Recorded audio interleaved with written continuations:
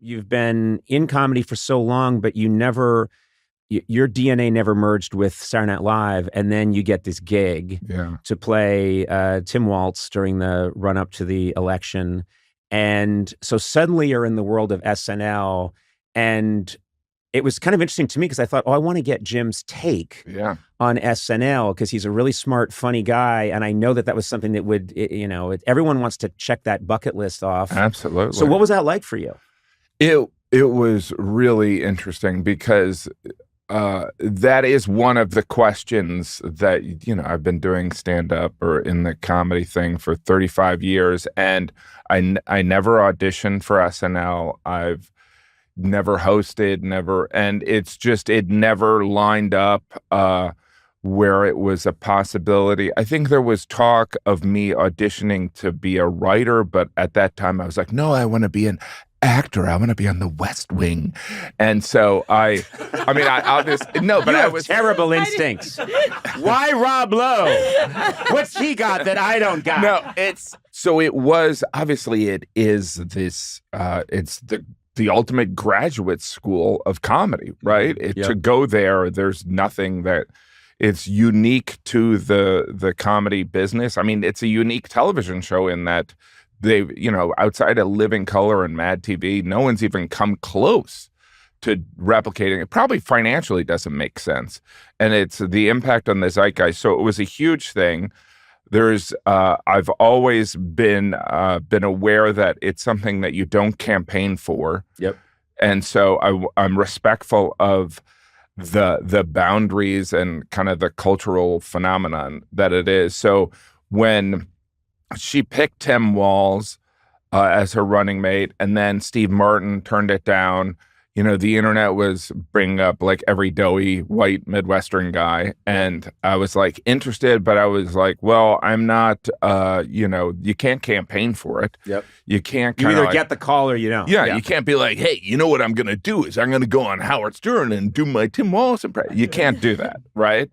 And so I very much stood back. And then I would check in with my manager who would say, here's what they're thinking, but you're supposedly on a list. And again, there's nothing you can do on it. And so then I was in, I get one acting job a year. So I was in England doing this acting job. And at night I'm walking back to my hotel and I get a call from my manager and he's like, hey, so we've been telling people at the booker at SNL that you've been sending us little videos where you're pretending to be Tim Walz. And I'm like, oh, that's interesting. And he goes, and you weren't. And I wasn't. and so he was on with my manager and my agent. I'm like, oh, well, that's an interesting approach. But, this is what you guys do. And they're like, yeah, and now they want to see those. And I'm like, so what do you mean they want to see them? I'm like, well, we brought it up. And now they're like, why don't you send them over? I'd be mad at this management team. Then I spent the next hour kind of in my hotel room, taking off a jacket, putting on a thing, doing different. And I had kind of been, checking out Tim Walz and looking at speeches. And then in that moment, I just did an impression of my brother Mitch, who is this, similar to Tim Walz, a very sincere, enthusiastic Midwestern guy who's kind of got a little bit of that golly gee. And so I essentially did an impression of my brother Mitch in a different settings in this England hotel, sent him off, and then, I don't know what happened, but it worked. They hired your brother Mitch. Yeah. So when people are like, how do you do that impression? I'm like, well, just don't meet my brother Mitch, and we should be fine. Yeah. Grow up in Indiana. Yeah, grow up in Indiana. Surround yourself with very sincere Midwestern people that have that optimism that Tim Walz has, which is like, we can do this. Yeah. You know what I mean? I mean, geez, come on, Jimmy. That's my brother Mitch. I mean, geez, Jimmy, God. I mean, Jimmy, you're a bad driver. Like my brother Mitch would just get so angry when I would drive. He's even sweet when he's telling you bad things about yourself. Yes, he's like a great guy. So that's what happened. But it was absurd because not only was I this opportunity to be on SNL, and it was just for 5 weeks, but then they bring in all these all-stars, right? So they bring in Maya, who I had worked with before, yep. Dana and Andy. And I'm like, so not only am I doing this guest star, but like the MVP from every decade for the last 40 years. So it was stressful in an unnecessary way, where it's like, you know, I go on stage in front of huge rooms, but I was like, I have 2 lines. How do I do it? Yeah. So I was definitely a little nervous. Yes. There's something about, I think it's easier to, if someone said to me, you've got to go out there and just talk for 40 minutes, I wouldn't be as nervous as if they said, okay, you've got this one line you have to say. Absolutely. Did you like the machinery of it, being around? Because there's nothing else like it. Yeah. And I've always thought there is the carnival atmosphere of it, the machine aspect of it. It's Willy Wonka's factory. It's all these things that you grew up watching, and then suddenly you're inside it. And then there's the build up to the show. Yeah. There's the meeting between Dress and Air, and then after the show, there's a party. It's this whole Roman kind of crazy. It's like the Colosseum followed by the orgy. You're just, what's happening? This is madness. It is. It's insane every step of the way. So I remember I did the table read the first week. I guess that's on Tuesday. Mm-hmm. And then I was like, all right, I know and I know that there's going to be a lot of changes. And then by the end, I would be like calling my point person at like 8 o'clock on Friday. I'm like, do we know what we're doing? And they're like, oh, I'm going to send it. It's just because it's the cold open and it was the election. So they were kind of, what? And so like, there were things where if you have an idea, you're looking at a writer who's been up for 4 days, who's also realizing there's the element of serving everyone in the cold open. There's also Lauren stuff. So it's a very complicated thing. So you're like, I don't want to be a pain in the ass. Like one of the things I kind of pride myself on is hopefully being a good soldier when I'm in a situation like that, because do your part well, don't let anybody down. Yeah, and not be the pain in the ass. So I kind of want to do that. But so that whole process of the bureaucracy, and maybe that's not the right term, but the process is so bananas that you also have to just go with the flow. And then the meeting in between the dress where Lauren would go up there and be like, don't touch your ear. And you're like, okay, all right, I won't touch. I didn't know I was touching my ear, but okay. And some of it is he's giving his notes. He's also this icon who obviously, I realize now that he is the modern day equivalent of P.T. Barnum, right? The impact he has on the zeitgeist is so enormous. So he sits there and he goes, yeah, we're not going to do that. Or like things that I think people could judge as bizarre, but if you consider the history and the on-base percentage, the batting average, it's pure genius. Yeah. It's funny because I think if someone could watch the process of how a sketch gets written and then it's read through, I do think it's Wednesday, as it gets read through on Wednesday, and then it gets to rehearsal, then it gets to the dress show, then there's that meeting beforehand, and then they select the sketches, finally they reorder it, and then there's the air show that happens. I think watching that process would make less sense than how they pick a pope at the Vatican. Yeah. I think there's more mystery, smoke signals, craziness. Yeah.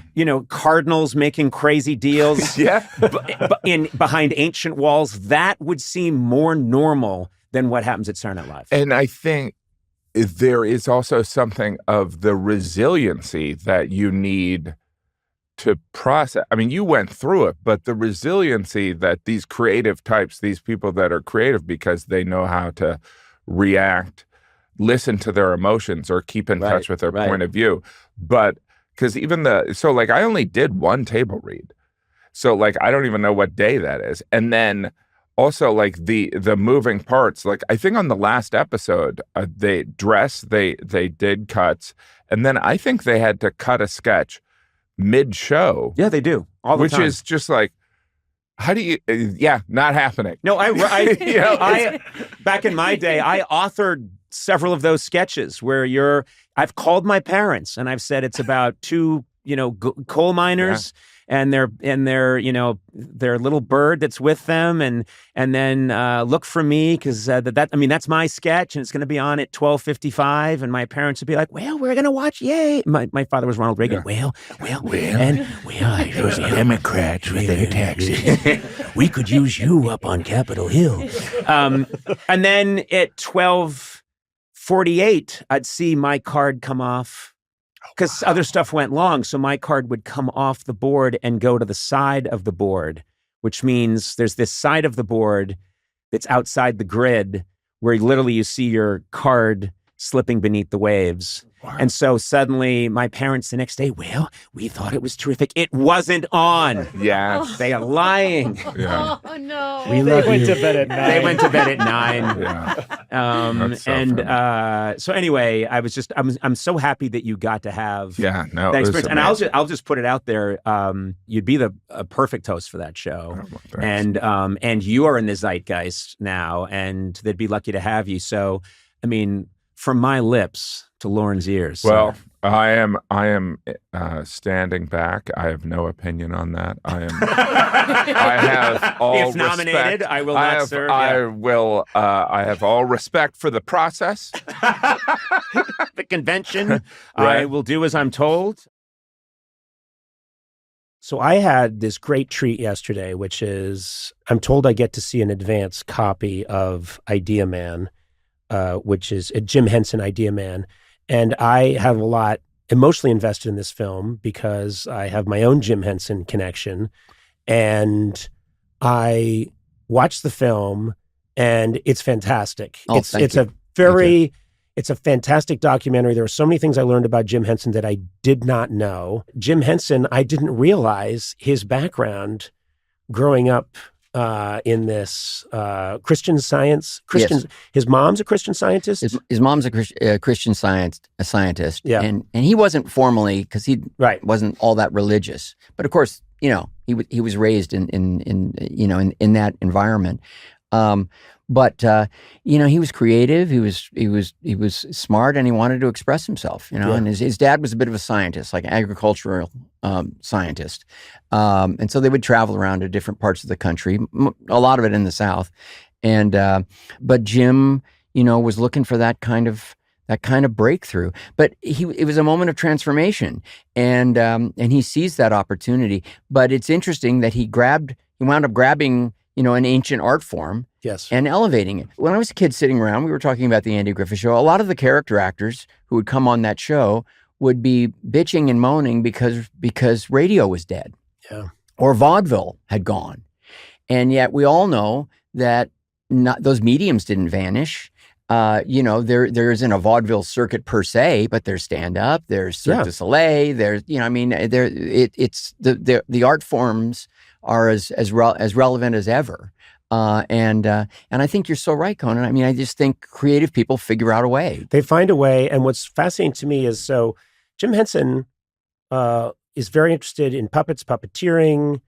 And one of the things that he wants to do early on is, and I hadn't thought of this before, but it's in your documentary, a lot of puppeteering was done just in kind of a wide shot, where you see with the theater, with curtains, proscenium and little curtains, and the characters are all bashing each other and things are happening.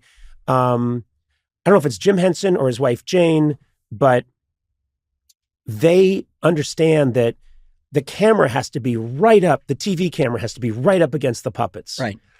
Muppets, and that you can see their expressions and you can see a character deflate. And what's really fascinating to me is you have access in the documentary to all that early footage. It's long before it's very sophisticated. Right. It's basically Kermit, but they don't know it's Kermit yet. Right. But the kind of the puckering of the mouth when there's a little bit of uncertainty, and the looking to the side, and then the maybe looking back at the camera.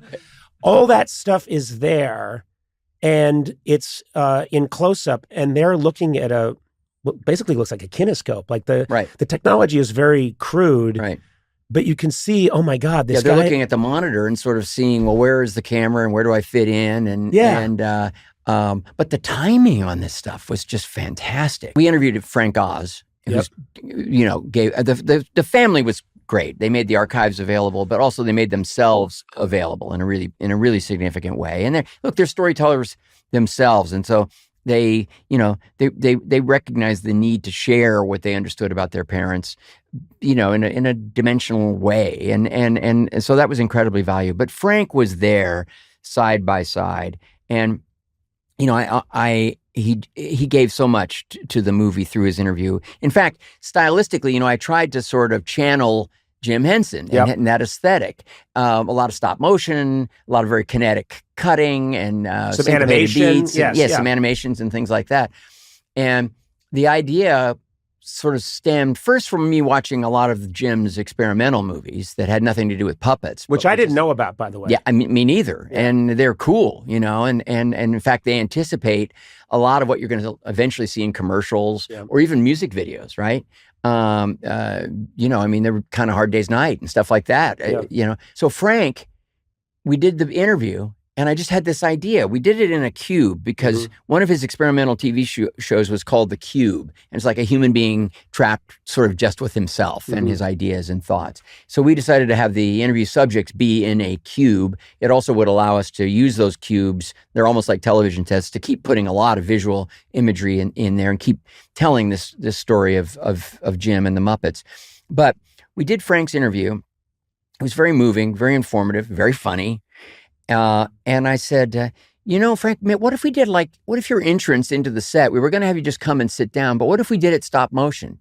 And he, of course, instantly knew what to do. So we put the camera up high. We had a chair kind of squiggle in, come in and stop. And he went in perfectly, one take, laid out all the steps and all the beats so that we could do it. And it just established immediately for the editors and myself that, we were gonna inform this movie with this kind of aesthetic. Well, also, you were having fun. Yes. So you're making a documentary about this great artistic genius and his work, but you're also making sure that you're leaving room for fun, which is the essence of Jim Henson. Yes. And, my connection to it was that my whole reason I'm in comedy is I was always interested in comedy and doing it for my friends. And then I decide I need to be serious. So I go to a serious college, which turns out to have this very old humor magazine in it as part of it, the Harvard Lampoon. I get on the Lampoon, and almost immediately, the person who's put in charge of it, the first woman to ever be put in charge of it, is Lisa Henson. Oh. And so then she's my boss. I'm working for Lisa Henson. And then every now and then Jim Henson's around, and I'm losing my mind. Wow, I bet. And he could not have been a sweeter, nicer man. And in fact, Lisa graduates. I take over the Lampoon. And at one point, Jim Henson calls me and says, "Hey, we just finished The Dark Crystal, and we have these thrones that the creatures sit on in the Dark Crystal. Do you guys want one for your Lampoon building?" Oh, my God. And you've never heard me say yes to anything more quickly. That's amazing. And so I said, "Yes, how do I make this happen?" Because I'm just still a kid. Right. I'm like 19, and I'm going, "Yes, Mr. Henson. So what do I?" And he said, and it's funny because when you're talking to Jim Henson, you're talking to Kermit. Kermit, kind of, yeah. So Kermit's on the other end of the line saying, "Well, just get a van and come on down to New York and pick it up, you idiot." And I'm like, "Okay, Kermit and Henson, bye." So I hang up the phone. We rent a van, and my friend Mark Gannam and Maya Williams, we jump in this van. And we drive down to Manhattan, and I'm petrified because I'm like, "We're driving to Manhattan." Suddenly, it's like a Muppet movie, and I'm kind of a Muppet, and I'm going, "What's happening?" And then we get to the day out. Yeah, exactly. I'm Beaker, and we get there, and sure enough, there's like Snuffleupagus is hanging from the ceiling, and they say, "Oh yeah, here's the chair. It's made of. It's not that heavy because it's made of this super light material. We carry it like a jewel." And it's we put it in the back of the van. I sat in one of those chairs at their, at the studio. And I drove it all the way back to Cambridge, and we put it in the Lampoon building. So cut to, I don't know, like maybe 9 months ago, I'm in Cambridge, and a student comes up to me and says, "Hey, by the way, Conan, I'm on the Lampoon. Do you want to come by?" And I went, "Yeah, sure. I haven't been there in a long time." So I go by, and there's the chair. Oh, great. A little banged up. Yeah. Because they drink. I mean, the puppets drank. Yeah. It was that way when we got it. So you're 25. That's when you start, and your style is these, as I said, you love one-liners, and you love, there are comedians that tell stories. They find their way to the laughs here and there on their journey, and that is not you. No, I was always, my love language is the one-liner. Yeah. I'm trying to develop something. I mean, in the new special, I'm trying to develop some longer stories and so on, because I've got a good fastball, but I don't have much in the bag. I wanted to kind of develop a little bit. So I really kind of made a decision a couple of years ago, try different things. I try different styles, try different, try and mix it, which I've kind of done a little bit, but I was very influenced by Stephen Wright and Emo Phillips and Rita Rudner and all those kind of great gag-to-gag comics. And I think there's something, I don't know, I think there's something wonderful about that. You're not wasting anyone's time. Oh my God. Stage. I mean, I You're remember just being in knocking out the hits, laugh to laugh. When I was a teenager and seeing Stephen Wright, and he comes from Boston, which is where I'm from, and just the jokes, they felt like little jewels. Like, they were dense, and they were so smart, and he would just keep handing them out, and you felt like this guy is holding a sack of rubies, and he just keeps taking them out and passing them to the audience. That's how it felt to me. Yeah, I remember seeing him live, just being blown away by the power of his intellect, and then his delivery was so self-assured and also very much nothing special happening here. I'm just a guy talking. Yeah, and then these amazing. So he influenced you. Oh, Emo Phillips as well. I don't think gets great. Quite. Emo, I think, was bigger in the UK in the 80s than he was here. He was quite a big deal. Yeah, he was great. Yeah, but then I loved all the stuff like Billy Connolly. I love Bill Hicks. But in the end, your sense of humor chooses you. Mm-hmm. I think what you laugh at is it's very exposing. Mm-hmm. And I like kind of dark stuff, and I like short one-liners, and that's what I can kind of go to very easily. But it's weird. You don't like if I was making a plan at the beginning of my career, I would have been a storyteller because I only need 5 ideas to fill an hour. Brilliant. Right. It would have been much more cost effective. Right. Whereas I'm running about 300 jokes in an hour. It's a lot of work. Yeah. Although it's easier to build from Lego than marble. Let's call it what it is. Also easier to change your mind. You just detach that piece, the yellow piece, and put in the blue piece. Well, it's a lot of kind of beta testing. It's a lot of, in my act, it's a lot of beta. Oh, is that word better than that word? Well, I'll try it a different way tonight, different way tonight, trying new stuff all the time. So you're constantly kind of writing. So now we get to this other issue, which is you do a Netflix special. I imagine because of the quality and density of the jokes in your act, you do the special. And unlike 70 years ago, when you could then tour with that act for 15 years on vaudeville, or actually some people would have a really good hour and a half, and they would, or hour and 15 minutes, and they would tour with it for 50 years. Yeah. Because that was their act. It's an amazing footage of like these guys called Morecambe and Wise. Yes, I know Morecambe and Wise. Yeah. UK double act. And it's them at the Croydon Fairfield Halls where I get to play. And it's them doing their hour. And they never put it on TV. They were huge TV stars, and they never put it on TV. They just recorded it once. It's like one shot of them doing it, but it's a perfect vaudevillian hour. Yeah. It's gorgeous. No, I mean, as soon as the Netflix thing drops, I've got 1 day off, and then I start the new tour. Okay, so this is what's incredible is you do the Netflix thing, and then that's out, and people watch that. Then there's the sense that, is there the sense that I have got to reinvent the wheel now? Because but this is the Stoic thing. You do it every night. Every night of the tour, at the end of 90 minutes, I pull out a piece of paper from my pocket. I think I've got the one from last night with new jokes written on it, and I try the new jokes. Great. And so every night you try new stuff, and then so at the end of a year, let's say you do 10 jokes a night, and half of them work. Well, at the end of the year, you have the new show. and then you sort of retry them and beta test or whatever, and you're building up. Then obviously you do a couple of previews where you put it all in a row and see, does it make sense, and are there too many things that are similar or whatever. But do you have jokes that you tell that don't work but you enjoy them so you keep them in? I've got not much. I think I'm in the service industry. And ultimately, we all are. But we all are. I'm just not sure what the service is here. We're called Time Wasters Incorporated. We're here to waste an hour of your fucking time, Jimmy, to get you to the grave. But that thing of like everyone leaves this podcast calling their representation. What was that? I'm a busy man. What a waste of time. He used to be on the telly. See, I did that for you as well. But now he's on the talkie. Maybe we should record this at double speed. A lot of people listen at double speed. I think we should start recording at double speed. Oh my God. What was I talking about? Gags? I don't know. So testing. I write some things, and I suppose it's that thing though. The audience is a genius. Lenny Bruce said that first, I think. Yep. And the audience tell you what is and what isn't funny, and what is and what isn't acceptable. And you tell the joke, and sometimes an audience just stares back at you and it's nothing. Right. It's very rare you can rescue one of those. Sometimes you tell a joke and it just gets a laugh. Like it's B material. It's kind of nothing. It's never going to make it onto a special or into a tour. It's fine. It's joke shaped, but nothing special. If you really love it, then you go away and you change it and you change it and you change it until eventually it gets a big laugh. But then it's a different joke. Right.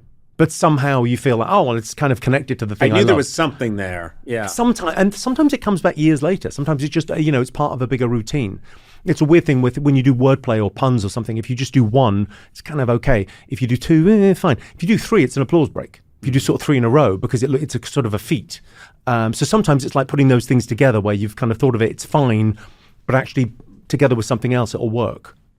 You have to be cognizant of so much material when you're doing your act. Do you ever find yourself not knowing, wait a minute, I don't know? Because Constantly. Because I don't know which one goes here, because if you do 300 jokes and you're at number 211. I tell you what the killer is, 2 shows a night. Yeah. The killer is 2 shows a night, because halfway through the second show and someone's just heckled and you've dealt with that, and then you go, the hell am I talking about? Where are we? I can't remember what city I'm in, never mind what joke I'm on. Right. And that, I would say, 4 seconds of panic is a lifetime. And then obviously you remember. Yeah. You're always fine, but there's like a moment of,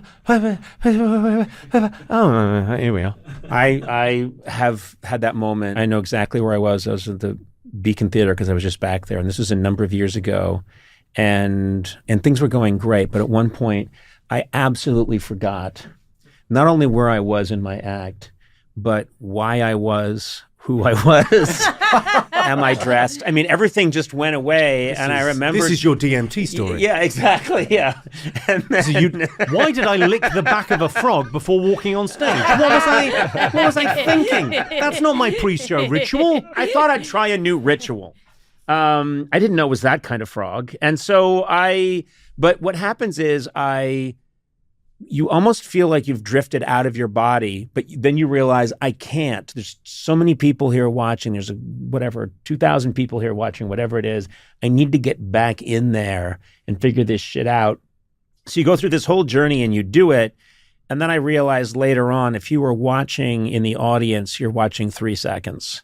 But to me, it felt like this journey to get back into myself. It's interesting, that thing of like, it's a lovely experience as well to be on stage and to be sort of that present. You sometimes have a moment like that, but it's kind of fine. It's interesting, that thing of like, it's a very unique experience always kind of being on stage. I mean, people sort of go, I do a lot of dates on the tour, and people sort of go, you get bored of it or whatever, but it always feels different. You get to travel, you get to go to different places, the different audience, it feels different every show. So it's kind of that, it's like a unique experience. And I always think like people don't want more time. They want more memories. Yes. And actually doing this sort of job, you meet interesting people, you chat to interesting people. It's always kind of a bit different. It's good for that, I think. I've really enjoyed your stand-up, had you on the show many times, and you've made these programs for Netflix, these stand-up specials. I believe, is this correct, that you were the first? I think the first UK. UK comedian. They were just kind of expanding. I mean, the incredible thing about Netflix is it really has been, stand-up's very new anyway. really as a medium. And it's a great American medium. If you think about what America's given the world, jazz, the Western, stand-up comedy. And stand-up comedy was the last of them. It was really, I think you can obviously trace it back to trickster gods back in ancient times, but really Carlin and Pryor are the kind of where most people go to. And then you go there with John the Baptist, and then everyone since has just been standing on their shoulders. Yes. And it's a very exciting medium. And then Netflix came along, and thanks to Ted Sarandos and his kind of love of stand-up, it feels like the world now has opened up. Like, I've done 45 countries on the tour. It's incredible. Like, you go anywhere in the world. And English has become, I think people speak better English now because of YouTube and Netflix than they ever used to. I've really noticed a difference. It's extraordinary, really.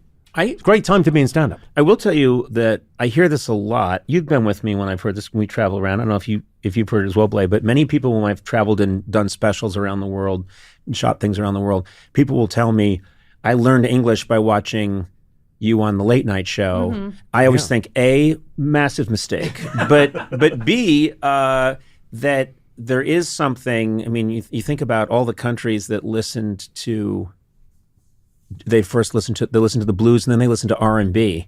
They listen to R&B records. And in England, the whole idea of waiting for merchant ships to come in and then trying to trade the sailors to get a 45 to listen to what's all this Elvis Presley stuff? Because no one was hearing on the BBC. Yeah. There's this cultural exchange that happens. And one of the things that I love about streaming is I watch a lot of UK comedians now. I watch comedians actually from all over the world now, but I also watch television shows, mysteries. I'm very happy to watch shows that aren't even in English. It is kind of extraordinary, that thing that's happened, which I don't think anyone in media saw coming. No one saw podcasts coming. No one thought podcasts were going to be a huge thing, that there was a gap in the market because people's attention spans, you talk to most people, they go, people's attention spans are getting shorter and it's all about TikTok. And you go, yeah, for nonsense, it's shorter, but for good stuff, it's longer. Right. If like there's Game of Thrones and it's 60 hours long, you go, or Breaking Bad. Yeah, great. I'll watch 60 hours of that. I've got a huge attention span for it because it's brilliant. Or a podcast where people are having a long conversation, you feel engaged. It's fantastic. Well, the other thing is that for all those years that you would come on my show and do stand-up, I loved it, but I never got to know you.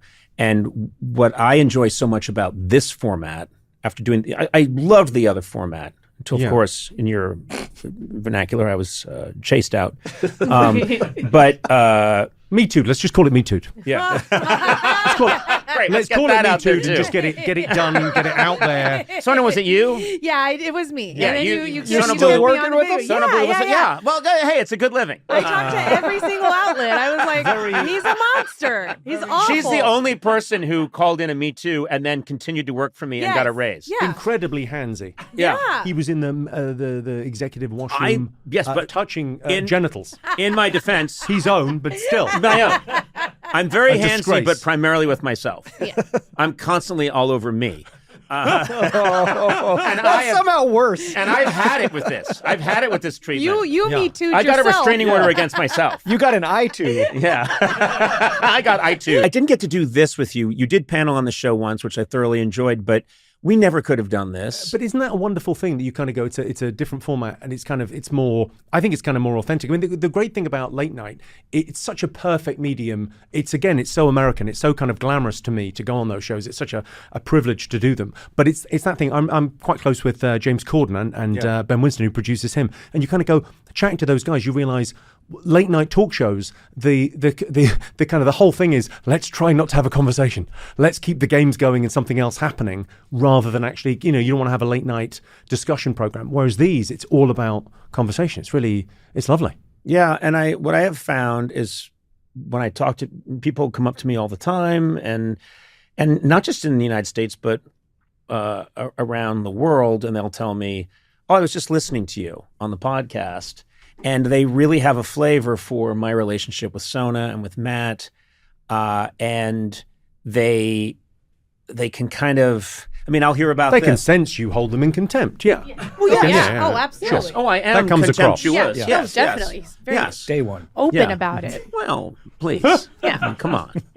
you know. Will you help me? I don't know how I can. I'm seeing Mark Maron later on. Are you being kept for parts? It feels.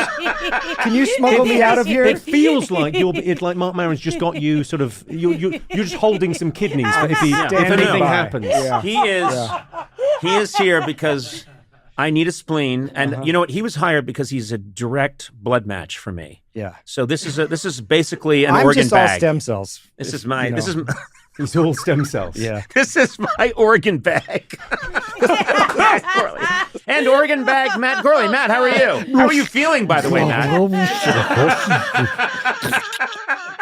I get very upset when he goes out drinking because those are my organs he's fucking I'm with. trying to kill you. Come on. Okay, I must know more about you because I'm curious. A lot of my favorite people in comedy, it's rare that I talk to somebody who I really like, who just knew when they were very young and got started very young. A lot of us, myself included, we were interested in it but didn't quite know how to attack it. You were a bit of a late bloomer. I think, for comedy, I didn't start comedy till I was about maybe 25, 26. Yeah. And I had a proper job first, which is, it's very useful in show business. I think if you go straight from school into showbiz, then it's very difficult to be grateful. It's very difficult to appreciate how great it is. Right. And how fun life is just kind of messing around. And your previous job was working for an oil company, like a big oil company. Yeah. So that was good. Yeah. That was good. You've never looked back once. You're never tempted Those to go... guys, they're still doing great, right? I haven't looked in on them recently, but I imagine they're doing great. Can I ask you something? Until Mother Earth says her safe word, we can keep screwing her, right? Is that not right? Oh no! I don't know much about environmentalism, but I know a thing or two about BDSM, and I'm pretty sure. I'm picturing now Earth with a ball gag in its mouth. Oh no!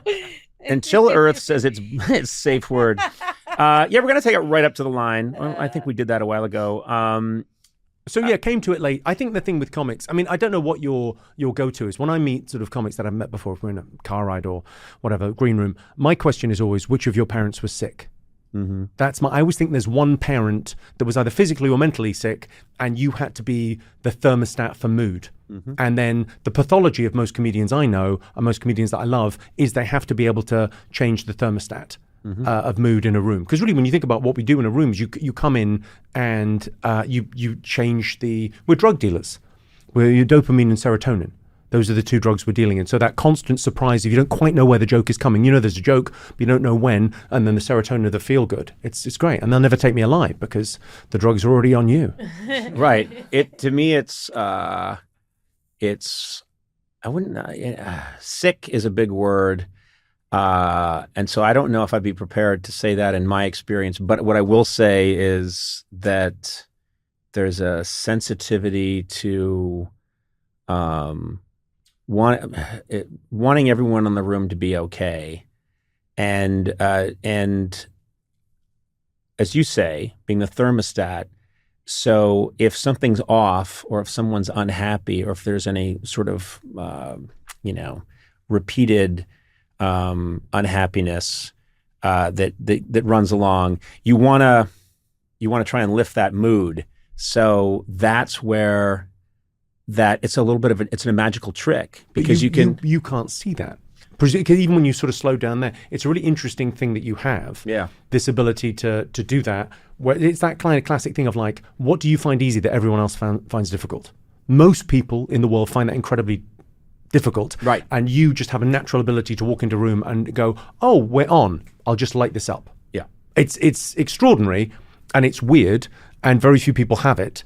And it took you a while to find, well, what's the way for me to do this? And if you're like me, I've talked about this, but I knew that I could do that fairly young as a kid, that I could do that and I could make my friends laugh. And if someone was sad, I could lighten the mood. And if there was tension, I could break the mood and make everybody happy.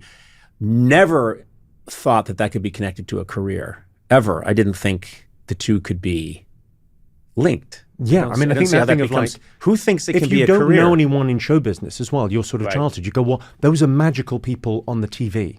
Right. That's a different. I don't know how that happens. No, it's like saying your aspiration is to be in the royal family. That doesn't happen. Those are people that live in another world. That's how I looked at it as well. You said, I remember when I got a job as a comedy writer when I was quite young, thinking, well, I can't do this because I can be funny, but I don't know how to write comedy. And having to think about it for a really long time, really think about it, and repeatedly try it and make mistakes in order to realize, no, there is a way to take this thing that I do naturally and make it into words. But it was not... It's interesting though, isn't it? Because we live I think stand-up is very new. I'm kind of working on a thing at the moment. I'm working on a book about this because it strikes me that music has a language, right? Music is, everyone knows how to read music. You could go from here to Lagos in Nigeria and you could have a musician and they could play together with written music. There's nothing in comedy. Comedy is like, it's trying to turn sort of alchemy into science. And the idea of going, well, there are different kind of joke types and you sort of stumble across it, but you have to find your own way. Everyone getting into comedy has the same story as us of kind of having a machete and getting through the jungle. And I found this path and I managed to make it through and I'm very happy I did.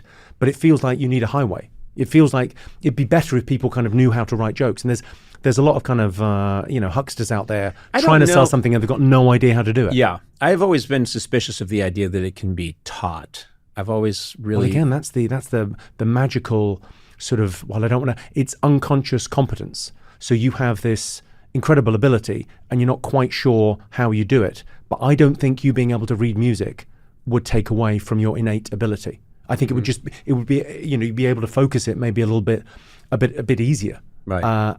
But I don't think it would take any of the magic away. In the same way as musicians, some musicians can't read music. I mean, I think Paul McCartney didn't learn how to read or write music until he was in his 50s or 60s. And then it didn't take anything away. He's still able to, he's still got a way with a tune. He writes jingles now for commercials. I wondered what happened to him. Yeah. Just for the money. He needs the money. Yeah, sure. But he's an older guy. No, but I think there's a lot to it, which is it always has to be play. It has to be fun. There has to be a sense of play. And whenever I sense I'm trying to think of comedy and it's getting morose or it's feeling like a term paper, I've got to walk away from it and then reapproach it.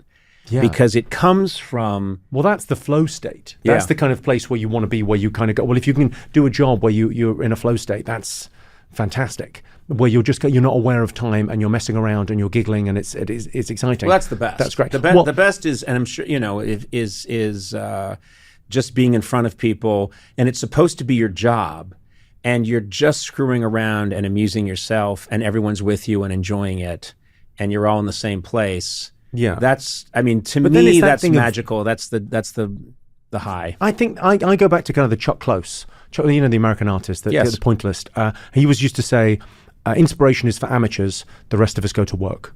So I think there's something of that of like when it can be play and finding it in the moment is beautiful. Oh, but you have to do a ton of work to get there. Yeah. Yes. It's the inspiration is the reward for turning up every day. Yeah. We went serious there, didn't we? Yeah. No, don't worry. We'll take all that out. We're going to just put, after you're gone, I'm going to do 20 minutes of berating you, and that will be inserted. And we'll just use defensive squeaks for your voice. Okay. And people will say, well, Conan really got the best of Jimmy there, didn't he? Yeah. Yeah. If you're interested, the insertion was the reason he was Me Too'd. Attempted it. Yeah. You travel widely, you tour widely. Have you found a place where you felt, it doesn't work for me here, or it's not, the Jimmy Carr sensibility doesn't work here, or have you found that it's completely universal? Pretty universal in terms of like, I think people that come and see me, it's self-selecting. Self-selecting. So very few people would come and buy a ticket to my show and go, oh my God, he's very, very rude, isn't he? Why is he so rude? Why is there so much filth in this? Why is he talking about all the worst things? Why can't he be nice? He's got no singing voice. This is awful. They know what they're, at this point, they know what they've done a little bit of a Google and come along. I always think like a good proportion of my income, I should be very grateful for this, but a good proportion is people that have been dragged along by their other half. Yeah. Like, I don't know what percent, but there's a percentage of my audience every night that are, okay, I guess I guess we went to the game on Saturday, so we're doing this for you now. Fine. No, he's fine. No, I really enjoyed it. Could have been shorter. You know what I always get haunted by this, but people always overshare, and I'm very fortunate to have many people tell me that they really enjoy my nonsense. But invariably, there's some proportion of those people who say, I mean, my wife, not a fan. And of course, I'm intrigued. Like, I want to talk to her. I don't want to talk to the guy that likes me. I'm more interested in talking to the person who's not. And I talk to the person that doesn't like me a lot because they come up to me in the street constantly. A stream of people. Can I get a photo with you? My mum really likes you. My brother really likes you. Yes. My cousin is a huge fan. It's never them. Yeah. I've never met anyone who's a fan of me. It's always someone in an airport going, can I get a picture with you? Yeah. Apparently you're famous. Come here. Yeah. Yeah. Well, if I have to explain I'm famous, then I guess I'm not. I'm fine with that. Yeah. You came up to me. But at least they don't tell you they actively dislike you. Those are the people I'm interested in. I want to talk to them. Matt, let's talk. Let me get my notes out. Then you pull out a giant tome of reasons I hate Conan. Now, okay, we live obviously in a very sensitive era, and this has not deterred you in any way. You like to walk that line. I don't know if that's intentional, but it's just my sense of humor. It's your sense of humor. I slightly think it's that thing where you go, if you think about friendship, right? What is friendship? It's someone you talk to with no filter. But your best friend is a person with the least amount of filter, and work colleagues like these guys, huge filter, right? Actually, shockingly, no. Yeah. There's really no filter here. I don't know. I don't think we. Sona, I don't think Sona and I have any filter. No. We've known each other many years. Well, that thing of like how you make, that's how I gauge friendship. And I kind of think with stand-up comedy, you go, when the audience come to see you, you're acting like a friend. So there's different ways to do that. There's some people who are incredibly open and honest about their lives and just let you in, and that's one kind of way to, demonstrate friendship. But some people just say anything they think is funny, and they don't think, oh, maybe the audience won't be able to get this, maybe they won't understand it's a joke. And I like to just go, well, this is what I think's hilarious. It's a weird thing. I think comedians are showbiz adjacent. A friend said this to me recently. You know Robbie Williams, the singer? Mm-hmm. Really nice guy. And he said, I'm an entertainer in the true sense. If you don't love me, I don't love me. Which I found heartbreaking. Yeah. And I thought, well, comedians haven't got that. Comedians, like, we desperately want to be loved entirely on our own terms. Yeah. It's that weird thing if you go, I'm going to say this unsayable thing. I mean, the cancel culture thing, it's like, it's very fun for journalists to write about, but it's not real, is it? I mean, you can, all sort of the biggest comics in the world are saying, outrageous things, but it's just that thing that comedy has a role to play. That's what it's meant to do, I think. And whether it's pushing it in terms of subject matter or level of intimacy or what you can talk about, that Overton window of what you can and can't talk about shifts through time. So actually there's stuff like mine, outrageous jokes, but there's also people opening up about their lives. There's Mark Maron and Hannah Gadsby and people talking about their experiences. And that's another way it's opening up and expanding. So it's, I don't know, I think it's funny. I never think it's a problem. I've had people approach me on the street, actually not too far from our studio here, literally like a block south of here. Someone rode up to me on a bicycle and he was lamenting, and he wanted to, I think, connect with me. He's just like, man, Conan, isn't it tough? The cancel culture. I mean, guys like you can't say anything anymore. And I thought, that's just not true. I don't believe that's true. No, it's I don't feel that there's things that I want to say that I can't say. There's a weird thing going on though, where there's a little bit of, in the wider world outside of comedy, there is a thing, there's preference falsification going on now. So say that again. Preference falsification. It just sounded pretty. I just wanted to hear it. Okay. No. You know what I mean? I don't know what you mean by preference falsification. So if you look at opinion polls now, they don't work as well as they did 10 years ago.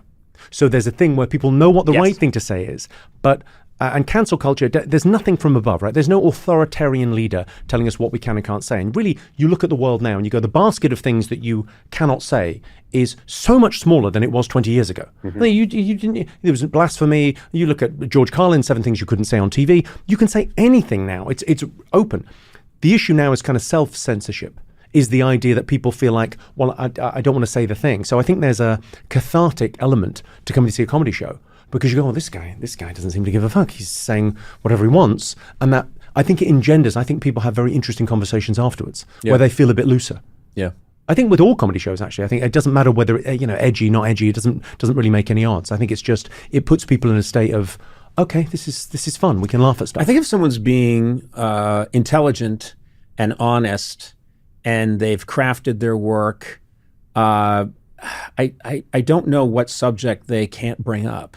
I may not like all of it, but it feels to me that I think a lot of it is, do I trust the person who's up here talking? Are they intelligent? Do they, in general, like humanity or inclined to like humanity somewhat? Do they have antipathy? Are they malicious? And what's the intention? I mean, let's face facts. Intention and context mean a lot. Mm-hmm. There's a big difference between being homeless and camping. Mm-hmm. Okay, but you can sort of do a journalistic article where you pretend you don't realize that and just say, well, he said this thing. This is a statement of fact, rather than realizing it was a joke and the audience laughed and they all knew. People laugh at the wrong thing because they know what the right thing is. Yep. It's interesting. My theory is comedians leak. I think they leak. I think you watch someone do one-liners for an hour, and weirdly, I've said nothing about myself and given everything away. People know who I am. Yeah. They have a sense of, okay, that's fine. And it's that equal opportunities offender thing of just going, well, if I hear everyone, then no one feels like they're being got. But I don't even agree with the language that's sometimes used, that idea of punching down. That people kind of, you're punching down. You go, sorry, you think there's people below me? What? What now? I'll stop you there.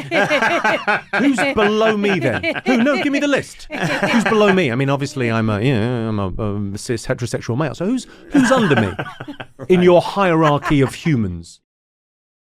Hello, my name is Jimmy Carr, and I feel contractually obliged about being Conan O'Brien's friend. That was an honest read.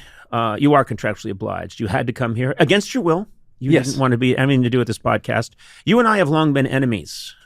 We should just come out with that right now. I think it's best for the listeners. Otherwise, they're just going to pick up this weird energy. But yes, we are foes. I'd love to have a nemesis, wouldn't you? You know what? I want to have. No one's got a nemesis these days. I want nemesis. I want more than one nemesi. It feels like you were in a world, though. There was that period of late night, where it was possible to have.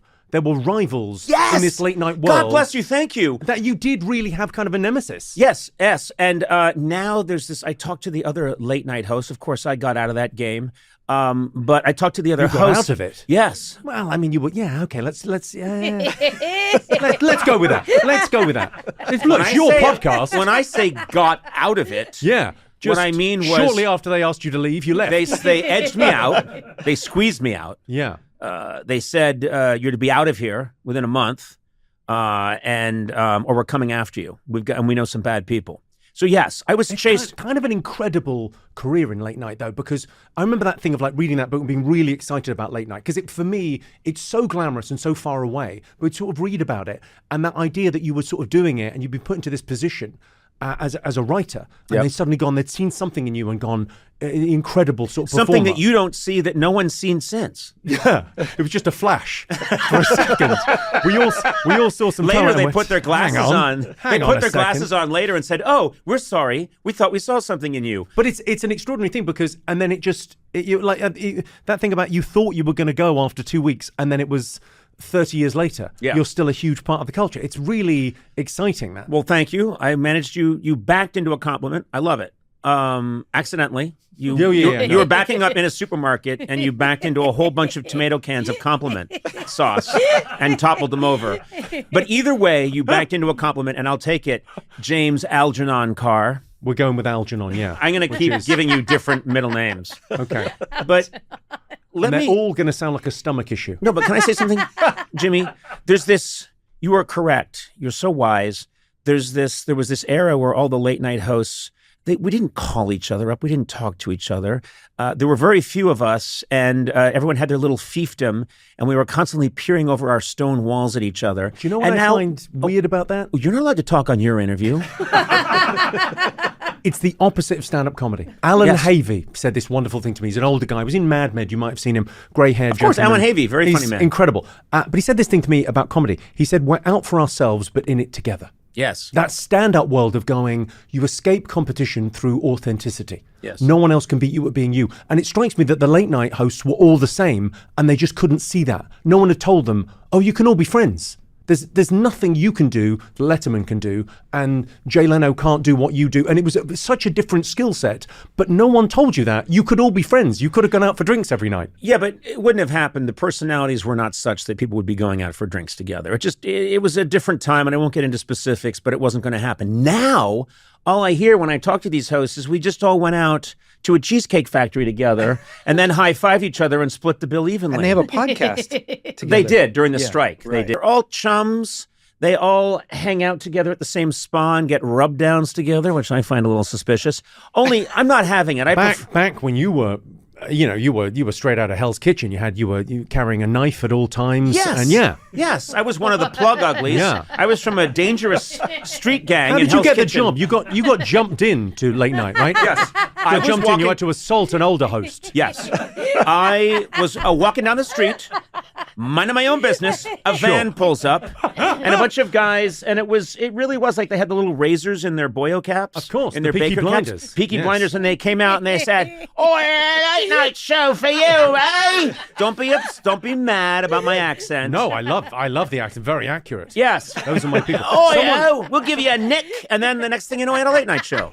Someone once told me how to. I'm Irish, obviously, as a UNN, Which sort I of didn't in know. a cultural appropriation way. Yeah. No, you grew up in England, but grew up you in were... England, but I'm sort of first generation immigrant to England. So my parents were from Limerick, and then they moved to a place called Slough. So there's something about shit towns they very much enjoy from one to another. I got taught recently, though. I got taught by how to do a proper Dublin accent. Oh, you proper did? Dublin accent by Bono, no less. There's a name drop. Oh, there you so go. Bono, so you've just got to sound deaf. If you want to sound like you're from the north side of Dublin, just sound deaf. Tony, what's the Tony? I can hear you, but it doesn't sound like I can hear you. And you sound a little bit deaf, and that's very north side of Dublin. You're wrecking me buzz. And also, to pick up the phone, of like real north side of Dublin, be story. No hello, no anything. Story. What's the story? You know what they also say in Dublin? I was just there. Fair play. Oh, fair play to you. Yeah, fair play to you means, and I was kind of trying to figure out what that means, but you'd say something like anything. I would just say, I thought it was going to rain, but it didn't, so I'll put my umbrella away. Fair play to you. Well, fair play to you. Fair play What to does you that? What does that mean? Fair play. It sounds like it's the your ball was. life. Oh, I guess. I It's don't know. just a filler there. I know. Everyone's just trying to get to the grave. Yeah. What else? What else can they say? I want to back up because so far we've talked a lot. Nothing. We've said nothing, and I feel that that's on me, but also more on you, Jimmy. I want to instruct the listener right now that I had you on my late night program 7 times. You did stand up 7 times, and had you on a bunch because A, you were available, but B, I adored you. You're terrific. You have a terrific mind, and as you say, there was nobody like you. There is nobody like you. You have a very specific style. Great jokes, like little diamond nuggets, your jokes. But then I'll take it. Your delivery. Yes. I always enjoyed your delivery. I knew there'd be something. No. I loved your delivery because you would deliver the joke and then your head would slightly retreat and you'd look around as if you weren't part of what you just said. Yeah. And it had this nice, I used to try and do you. You'd be on the show and afterwards I'd be, for my writers, trying to do Jimmy Carr because and I can't, but I'd say something and then slightly retreat with wide eyes and look around as if you were innocent of what was just said. My friend Sean Locke always used to call me on that because I'd say something terrible, like a terrible joke, like awful, the worst thing you could think of about a dark subject matter. And then I'd look at the audience like, what? Why is everyone upset? Yeah. What? How could you? What? It wasn't me. What are you looking at? I was in my flat having a bath. Why am I being... I said flat for your sake. Thank you.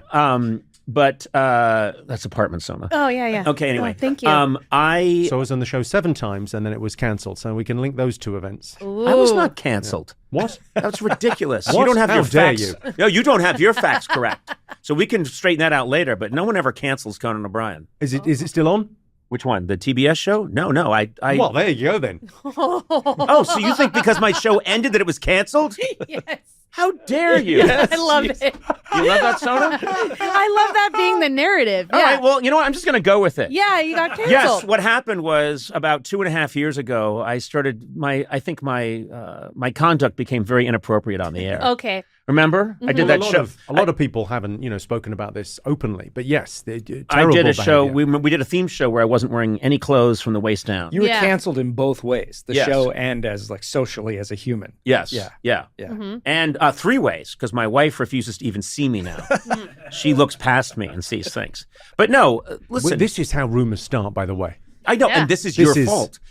Someone's going to clip this up and go, do you know he was inappropriate on the... I did 28 years in late night, and then I gracefully dismounted into this podcast, which you don't clearly seem to be aware. This is massive, this podcast. This is a massive podcast. Tell him. It's all right.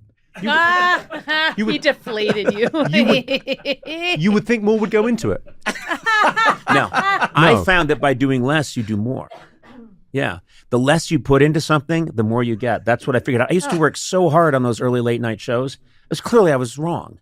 This is the way to go. I'm a big fan of that whole stoic thing of like doing less better. Yes. Just do one thing. What are you good at? You're good at talking.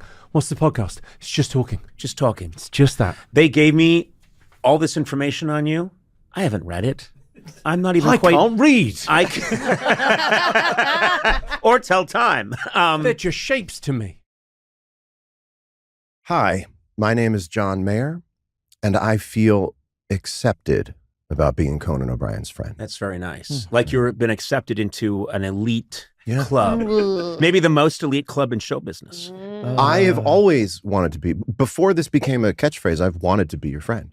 You know, it's interesting. You were very nice. You came on the show many times over the years. Yeah. And you'd always say the nicest things. You would do these interviews and people would be saying to me, like, John Mayer, it's a huge deal. And they would say, oh, he's in an interview where they're trying to talk to him about music. You would say nice things about our show and what we were trying to do. So it was very nice. I mean it. I mean, I don't want to do the thing where someone says like, you never invite me over, Dave. You know, Right. But I have waited to be on this podcast. I've waited for you to ask me to be on the podcast for a long time. Not angrily, but that's all to say I'm excited to finally be here. I just want to say that everyone in this room has been here when they repeatedly come in and say, what about John Mayer? And I say, absolutely not. Yeah. I'm not having it. Yeah. I'm not a fan of this guitar fellow. Yeah, That's what I always say. Not a fan. I'm thrilled you're here. I am. Thank you. And my acting assumption is that people don't want to do it. So I'm very happy to have you. So let's clear the air on that. And also clear the air on which of us is the better musician. Oh. Because that's a running debate. No, it's not. No, nobody's debating that. Oh, I'm thinking of a different debate. Yeah. I'm thinking of the famous Lincoln Douglas debates, which is, I'm sorry, I completely forgot. Because you're a virtuoso. Thank you. Oh, You play Jesus. from the heart. You play with love. No, that's the way to put That's it. the you have a good personality. Well, no, when it comes to playing the guitar, I play. you play with great I intention. play with. You play with your hands. No, you do. You do. You know. You know what's really funny is I've always I've struggled throughout my life to play the guitar, and one of my go-to songs was always Bob Dylan's "Buckets of Rain." I love that song, and I like to play it, and I like to sing it, and I always started to think, I think I play this one pretty well. And then there was a benefit. I don't know if you'll remember this, I do remember. but it might have. I don't know if it was like 8 years or so ago. And you're on the benefit too, and I do my thing, and then you come out, and I have no idea you're going to do this, and you start to say, I'm going to play a Dylan tune, and you play Buckets of Rain. I remember that. And I went home, and I destroyed my guitars, and then I fed my hands into a wood chipper. Because it made such a mockery of the one song I thought I could really play with like feeling, and I was like, oh. And it's that thing. I'm not even Salieri looking at Mozart in this. I'm a chamber pot looking at Salieri, who's looking at Mozart. You know, it didn't make you want to go home and get it more under your hands? No, it I discouraged just you? understood that I am an ape who's on this earth for so much time, and there's no amount of time left where this ape is going to learn that. Do you know what I mean? I just understood. I feel that way about so many things. I tried stand-up comedy, and I did the same thing. I go, why would I want to be the 33,000th best at something when I could devote all my energies to be, in the top? Right. In the conversation of the top something. I don't know. I guess I feel like they're different. Maybe the grass is always greener, but the many times that I've watched you play and heard you play, I just, and I've heard you in interviews sort of talk about like, I made a decision. I think you say you saw Michael J. Fox in Back to the Future, and you were like, okay, I guess I'll learn to do that. And I think, no, that's not how it happens. That is not you. There's something. No, something else was there. There's something in you clearly that isn't in other people, and so it was just very, in a way, it relaxed me because I thought, no, I play the guitar because I find it kind of calming for myself, and I try not to inflict it on too many other people. But no, I did not watch you and say, well, I better really get at it now. Okay, so I have a story about the time I was relaxed the way you just explained it. I was at a restaurant one night, and I was at Craig's, not to brag. I was at Craig's. And you got into Craig's? I got into Craig's. I keep trying. It's like you on this podcast. It just couldn't. They were like, absolutely not. But anyway, go ahead. And Jeff Beck was in the room. Oh, Jesus. And I was relaxed. It's so funny to hear you say that. I went, oh, I don't have to think about how I play the guitar because the best is in the room. And it's not me. In your mind, I was comforted. I could finally quiet down this noise in my head I didn't know was there, which is the best in the room is sitting over there. And it doesn't have to maybe be me. Can I ask you a question, which is, when did this sighting happen? I know Jeff Beck passed not too long ago. No, it wasn't that long. It was probably 2018 or something. See, this is something, I think some of this comes a little bit with getting a little older. You're still, in my book, an incredibly young person, but I think some of this came to me later. Meaning some of what? The ability to say, yeah, that person's just so amazing and I'm not going to worry about it. Oh, I have that now. I think that, I don't know that I had that in my 20s. I was so, teens and 20s, I was so hungry. I was too. And then there's this nice thing that comes later on. People malign getting old, and we have this whole culture that says, oh my God, that's terrible. And especially in comedy, I've turned 60 this year, and I'm starting to get in my head a little bit about it. And then I thought, oh no, I don't know. I do what I can. And there are so many people that are so great. And I'm excited when I see how great young people are. And when I'm around like a Martin Short, I relax because I go, okay, that's Martin Short. I'm no Martin Short. That's Martin Short. I have that when I go to Hollywood parties, which I don't very often anymore. But I used to go to parties and see beautiful women and think to myself, I'd get discouraged. I'd get sad. I never even went up to them and I'd get sad. How? And now. Get sad why? I'd get sad because I'd be so desirous of their approval. And their attention. I remember being so young, I'd want to leave. I don't even know what my expectation was, but it was to leave walking on air or something. It's so funny. Everybody just sort of knight me or something at the party. And now I walk in, and I don't mean this in any sort of self-effacing way. I go, and it's freeing. They don't give a shit. Right. I say this, she doesn't give a shit. It's awesome because she doesn't, and that's great. So I don't even think about it. They don't care. I have always felt sad for beautiful women because they don't get to be with me. Oh, geez. Because I'm taken. You know what I mean? And I know that. I don't know what you mean. Let me ask you a question. Matt, let me just be really clear. Please. They'll go their whole lives and not know the orgasmic beauty. Oh, come on. Okay. Of being with this spam skin skeleton. I just have an issue with you and orgasmic beauty being in the same sentence. Is the reason there are so many people here in this building sort of buzzing around with work and creativity because that's how you came up working on the TV show? And you want to carry that same vibe? We knew you were coming, and those are actors. Am I getting punked? Yeah, this is like, have you ever seen that movie, The Sting, where they have to pretend it's a casino, but it's an off-track betting place, but it's not, and they just hire a bunch of actors? So Ashton is in the grooming van outside. He's watching. I love being around a lot of people. I come from a big family, a lot of siblings, and a lot of chaos. I like having people around. I like, I think you've noticed, like, I just love bouncing off of people. Yes. I get a perverse thrill out of them making fun of me. I don't know. Yeah. And they do. And you get power from making fun of them. Yes. I grow stronger by belittling them. If someone has an ailment, I really go to town. Where's your leg? Oh my God, Conan. Jesus. Don't say that to Limpy. I should learn Limpy's name, by the way. Fell asleep on a train track. Terrible. But I love having people around, and I can't work in a vacuum. There are times if I have to really think about something, I need to go off and be by myself, and I loathe it. But then I have to go back into this. We have this Keebler-Elf tree going here, and I really love that feeling of bouncing off. I mean, I it's so funny because I've been in comedy for so long, and I can certainly talk a blue streak.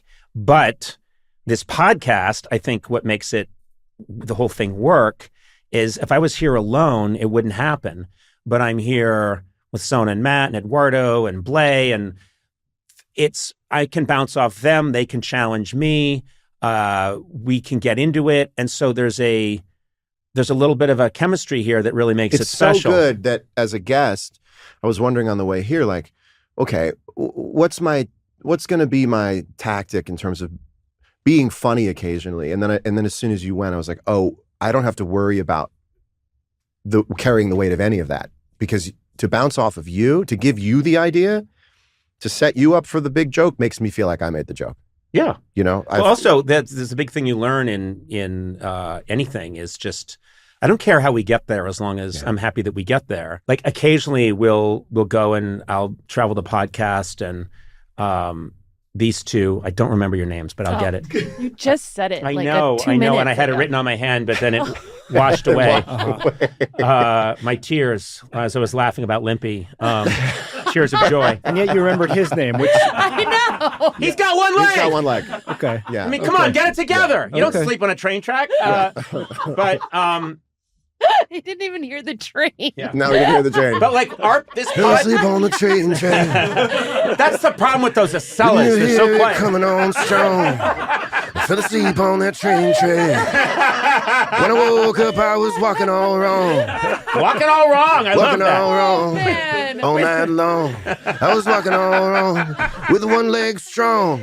And the other one hanging, just bopping along. I was walking along.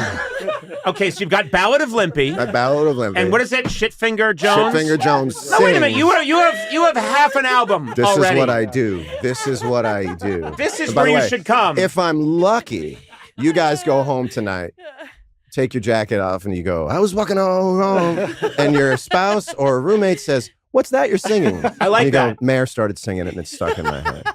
Is that the I Ballad was of walking all wrong. So sing more. Back on. And also, in your version, the leg is still there, but it's hanging on by a In thread. my version, it's on Tunnel of Love by Bruce Springsteen. And the man in the sun. Oh my God. Yeah. Well, it's Saturday night. I fell asleep on the tracks.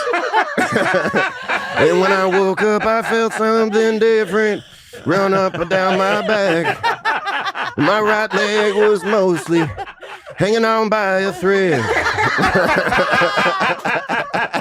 I love this song. It's so good.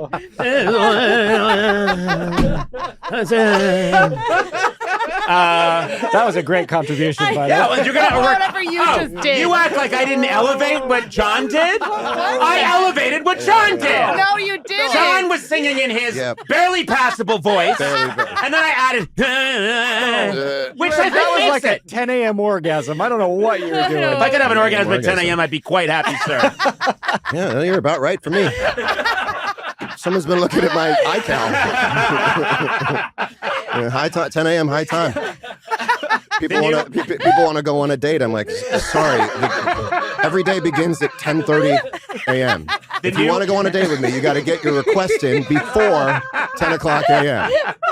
The new Apple Watch has a function that lets you know when John Mayer has orgasm. And I know how to turn it off. Imagine that a macro. It's like One more thing. album, it's just on there. No, you have choice. Choice? First of all, you can turn it off, but you have to go in to the fucking whole thing and turn it off. Yeah. So I'll just be walking, every morning around 10 a.m. It goes like, and I'm like, they'd say one more thing. With Apple's new exciting Jack Track, you can find out when you or your loved ones are pleasuring themselves, so as to better time your amorous moments. We believe that with a new longer life battery in the Ultra 8 and Jack Track. I love the Jack Track. That's an app. The Jack Track. You've got 2 songs in an app out of this relatively short discussion. That's what we do. Hey, I want to make sure I mention something, which is that you have a channel. I do. Which I think is fantastic, which is you have your own SiriusXM channel, Life with John Mayer, and it's a different approach because you're not just playing your music. Very little music. of it. It bums me out when my music comes on. It's based on time of day. So, and I thought of this because of the Jack Track. I'm not kidding. Did you really? But Great. the riff about the Jack Track got me thinking, Great. wait a minute. I know this sounds like a forced plug, but it's not. I think you have a very cool approach to having a channel, and I'm eager to check it out. But tell us what it is. It's called Life with John Mayer, and it is not genre-based as much as it's based on the time of day. Right. Because when we got into algorithms and Spotify and stuff, we kind of got trapped in this idea of telling a computer what we want to hear. And I always say it's sort of like your grandmother keeping track of what you like. Yes. And they're wrong a lot, you know? And I know you're pulling a Jack Track thing in on No, I wouldn't. But never. But I would never go back to something crass. I would never call back a crass remark. That's just not me. But you know, you go, I don't know, what do I want to hear? What do I want to hear? Yeah. And then you tell Spotify, and Spotify goes, I know what you want after this. Right. And it's the same 6-7 songs. And it starts to, like, for me personally, it was becoming claustrophobic. I'd go to the gym. I'd go, I don't know. Give me George Benson. Give me The Night. And it would go, got it, son. And then I would know what was coming after that. Right. And I was just getting more and more confined in what I was listening to. And I thought, if there was a Sirius channel where every time you turned it on, the music was synchronized to the time of day as best as possible. Like at night, it's super mellow music. So you can have it on in the kitchen. I do, it's great. In the morning, it's like drive time music, because when you wake up in the morning, you don't want it. It's not Tom Waits time. No. In the morning. It's okay to hear, since you've been gone. And you might not play that. You might not think to tell Spotify to play that. But when it comes on at 7 a.m. and you're in traffic, it's like, right on. Right. It's great. It's like a cup of coffee, What's programmed at 10 a.m.? Dead air. I'll be back in 7 minutes. We're going to take a quick break between 7 and 11 minutes. We're going to let dead air speak for itself. I'll be right back, slightly out of breath and ready to play you some Pearl Jam. I'll be right back after I find that Sports Illustrated with Kathy Ireland. From 1992. What is it? Throwback? It's Throwback Tuesday. It's Throwback Tuesday, so that would be Kathy Ireland, Sports Illustrated. We're going to be, that's so funny. It's Throwback Tuesday. Then you hear me opening a safe. I like the idea. Your hardcore porn is strewn out and about throughout the house. First of all, it's not online. It's not online. It's in a safe. You put on white cotton gloves. Yeah. Which is in itself a weird obstacle. And then 3 to the right. And then hello, Miss Ireland. It's like you got the blue booties on, hyperbaric room. Yeah. It's like the curation room of the Rock and Roll Hall of Fame. No fluorescent lighting. I love the burglars that come to my house and bust open the safe. They take the safe out of the wall and then they get it back to where their lair and they crack it open. Or like, what the hell is this? They follow you home and hold you at gunpoint to open the safe, and you finally open it up, and club magazines come cascading out. These are all very attractive women from the late 80s and early 90s. This is a printout of Samantha Fox. Half of these are articles. The best VCRs of 1988? You actually printed the article on most poisonous snakes? There's always one article. The deadliest snakes. And every now and then I'm getting aroused by that. Wow, an interview with the John 316 guy from the baseball games.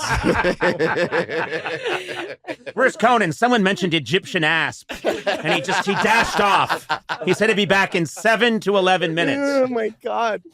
God. Well, first of all, I'm very happy you're doing this channel, and you're going to be like taking calls. You're going to be talking to people because I go live. I take calls.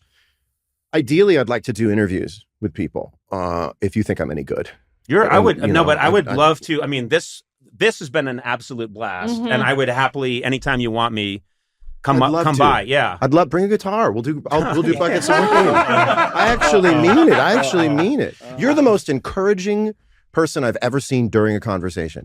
Are you aware that you give constant kinesthetic encouragement? I'm loving this. This is one of my favorite episodes we've ever done. Okay, this is great. I look over to you, and this is if everyone in the crowd we're doing what you were doing. Why do you think Conan keeps him around? You're effusive. It's great. The thing is, everyone else here cuts me down, and Blay is always telling me that was amazing, even when it wasn't. No, it's great. It is amazing. No, it's always amazing. This episode is great. Good. It makes me feel so good. Honest to God. I would be thrilled, honored to come by and hang. And I would not. I just have to ask you one. There's one question that's been in the back of my mind. It doesn't relate to any of this. This is not the place. This is neither the time nor the place for your questions. But seriously, I'm thinking to myself, I get this way around people that comedy gods that I idolize, and I'm thinking, if you're opening for the Rolling Stones, do you not leave your body and look at yourself doing it and go, this isn't real? Do you have that moment, or do you get to a thing where you're just like, no, I'm opening for the Rolling Stones? It's somewhere in between.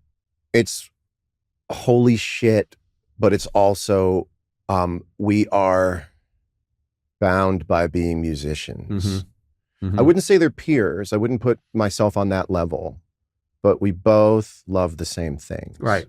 We both stand at the same altar when we play to the same things. Mm-hmm.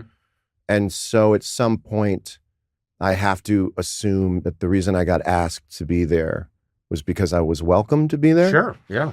And so I think I play better when I go, no, you're supposed to be here. Do that thing that you do. That thing that you do while you're here. But it never escapes me that it's the Stones.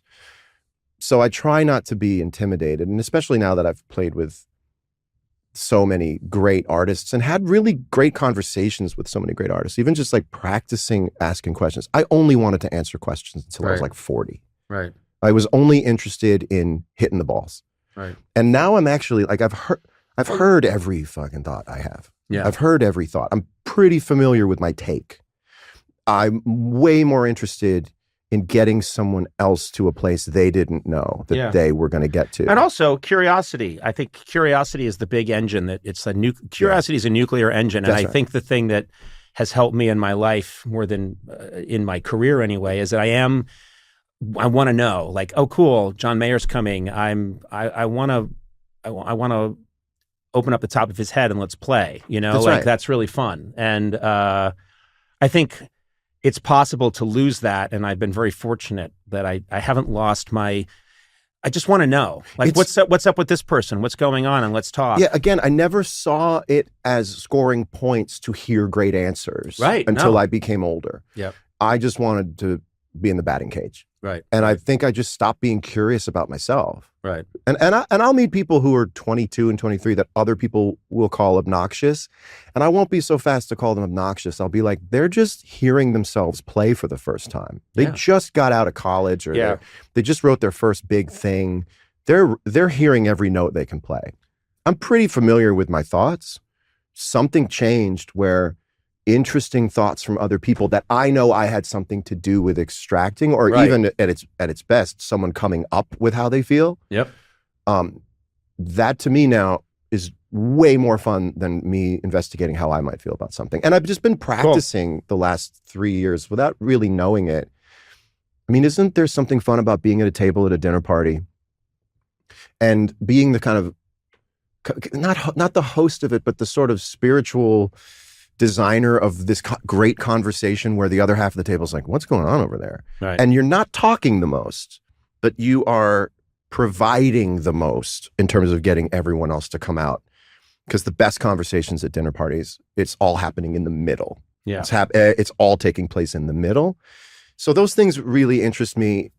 And I'd like to get to the point. I think I just need to do one really good interview, and other people would maybe hear. I'm already down on myself about whether or not anyone would want to do it because it's so new for me. Oh, so I would not worry about. I wouldn't worry about that at all. Like, just anyone listening to this podcast will be happy to hear you chatter away and ask questions, and because you're really funny. Thank you. Really, and you've always been really funny. But also, I think people, as I said, kicking around the planet for a while is a great balm. It's a great, it's great for us to marinate and because I am less judgmental. I was always curious, but I'm less judgmental, and I just kind of, and I kind of want to know what's happening with other people. That's right. And those are nice qualities, and I think you'll kill it. I think you're going to do a great job. I wouldn't worry about it. I was thinking, I've survived every scary thought I've ever had in my life. I've survived it. I've woken up the next day. Right. And I've survived everything I thought was going to kill me.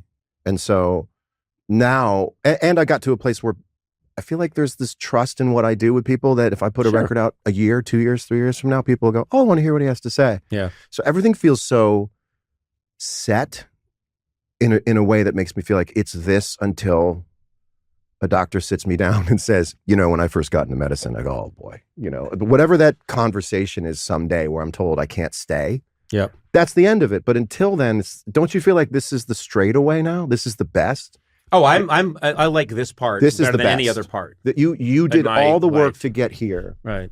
To where you can hire actors to hang out outside.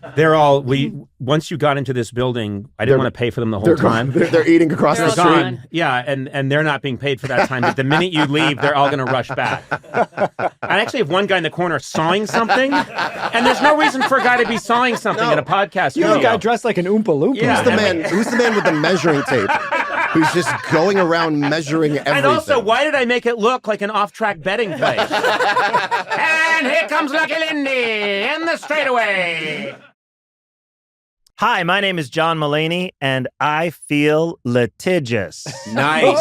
About being Conan O'Brien's friend, sir. Are you already lawyered up? I'm heavily lawyered up. Okay, I need to lawyer up. This is going to be a few phone calls.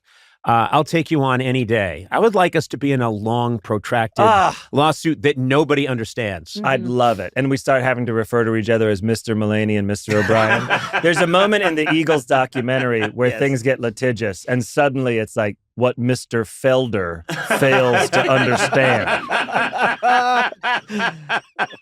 is that we are a brotherhood. My favorite part of the Eagles documentary is, I think, there's a part where they realize that David Geffen is kind of taking advantage of them, and they, unbelievably, that crack squad. And so the way the documentary lays out, if you watch the Eagles documentary, and you do not have to be an Eagles fan to love the Eagles documentary, You just have to have some time. Yeah, you just have to have some time. But it's a great documentary in the way things lay out. They got everyone to talk. So they have different Eagles talking about getting together, and then they meet David Geffen, and then David Geffen says, oh, they were the best. They're fantastic. They were amazing. I knew right away. And then they all start working together. Everything's great. And then some of them on camera start to say, yeah, but then we thought maybe this deal, maybe David Geffen's getting a lot of money. And they cut to David Geffen and he went, musicians are ingrates. Totally. I think in the same day that he's... They go from Don Henley talking to Geffen, and he goes, he's a malcontent. He's a malcontent. He's always been a malcontent. But then they all go their separate ways from David Geffen. The documentary goes on for another bunch of years, and then the Eagles break up. Then they're all on their own, and Henley says, I bump into David Geffen, and I'm thinking, what was that all about? Let's get back together again. And then they cut to Geffen, and he's like, I knew Henley. He was the voice. And he was so magical. He could do no wrong. And then they start working together for a little bit. And Don Henley goes, yeah. And then I started to notice that, my socks were missing and my watch was missing. And then they cut to him and he goes, a malcontent. This happens. He's always going to be a malcontent.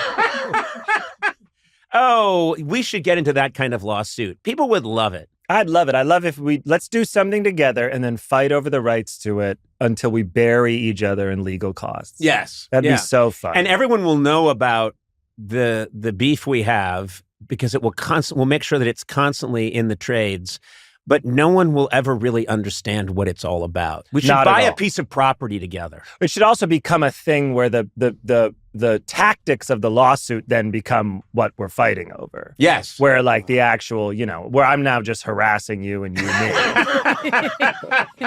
It's so funny. People love suing. They just do. love it. They do. I'll see you in court, asshole. They love it. They love every part of it. Well, we're going to start that. We'll tackle that later. Okay. I promise you there'll be a John Mulaney, Conan O'Brien lawsuit coming very soon. Let me congratulate. Let's write one song together. Called We Will Always Be Friends. Yeah, we will always be friends. Two content men. By the contentors. Yeah. I want to compliment you. Everybody's live first episode. I don't know when this airs. When does this air? You idiots. I'm sorry, I'm looking at my own people, not you, John. I have nothing but respect for you because I don't see you that often.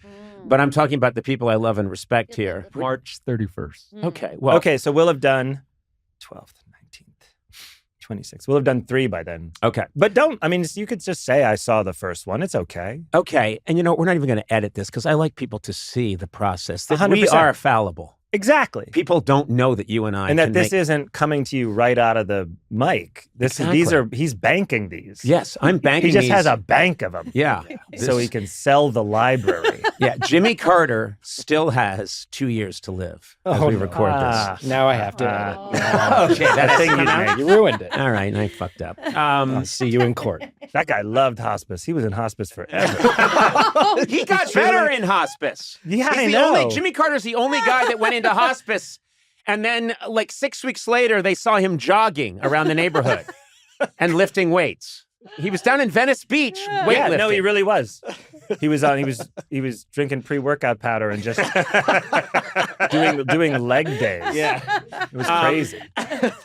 Everybody's live. Your show makes me very happy. Thanks, man. And I'm just delighted that you're doing it, and kind of don't understand why nobody said, "Hey, I want to play with this format for a specific amount of time and really fuck around and play with it and then move on to some other stuff and then maybe come back to it." There was in my day, kind of get down into the galley and pull that oar for, you know what I mean? An hour a day, and it really does change the tenor of everything. And here you guys are just having fun. And I'm not sure, I know you're going to do, you had the previous season, which had a different name. That was Everybody's in LA, yeah. Right. And we covered the city of LA. It was during the Netflix as a Joke festival. Yes. So like every comedian was in town. Yeah. And it was a funny situation that we're all in the town of Los Angeles. Yes. This we've broadened out, topic-wise and where we're filming some stuff. But and you have a very, your monologue I thought was very funny, but you talk about, you had a focus group, look at the name, everybody's in LA. And you said, a lot of people in the United States don't like Los Angeles. No, it really, I was like, no, come on, people, it's not coastal. They say live from New York, it's Saturday night. I was like, people like knowing the data. No, people don't like Los Angeles. And then after the fires, I thought, Now they might like it. Feel bad for it, at least. No. And you know what's interesting is that people pro-fire the focus group. Yeah. May have started it. Yeah, maybe it started. The fire is running for president next year as a Democrat. The thing that's shocking is if you drift around L.A. and get a little north, like people in San Francisco hate L.A. Yeah. People in L.A. don't feel that way about San Francisco. I don't think they feel that way about any place. Yeah. People in L.A. are quite, I ask them about any place. Ask them about Boulder. They're like, oh, yeah, Boulder sounds great. I've never been there, but it sounds great. They love every area right outside of L.A. Yes. Any place, Cerritos. Oh, Cerritos, it's great. People love Palos Verdes. Anything near it. Yeah. We're pro. Yes. There's not even like suburban, There's a very open-mindedness towards other areas, but everyone's sort of decided that LA is a terrible place filled with terrible people. So I think you were right to change the title. Everybody's live. And it's also funny to cave. Just to be like to be at it struck me as a funny situation to kind of be like, I've been able to do a lot of things in the past few years, and I have some options. It wasn't like it's this show or the highway. So the fact that I caved so quickly on a thing like the title was, to me, funny in and of itself. Yes. They go, we want you to take out LA, and me to go, okay. Yeah. Whatever you want. So it would be funny for you you would enjoy being a narc, for example, or to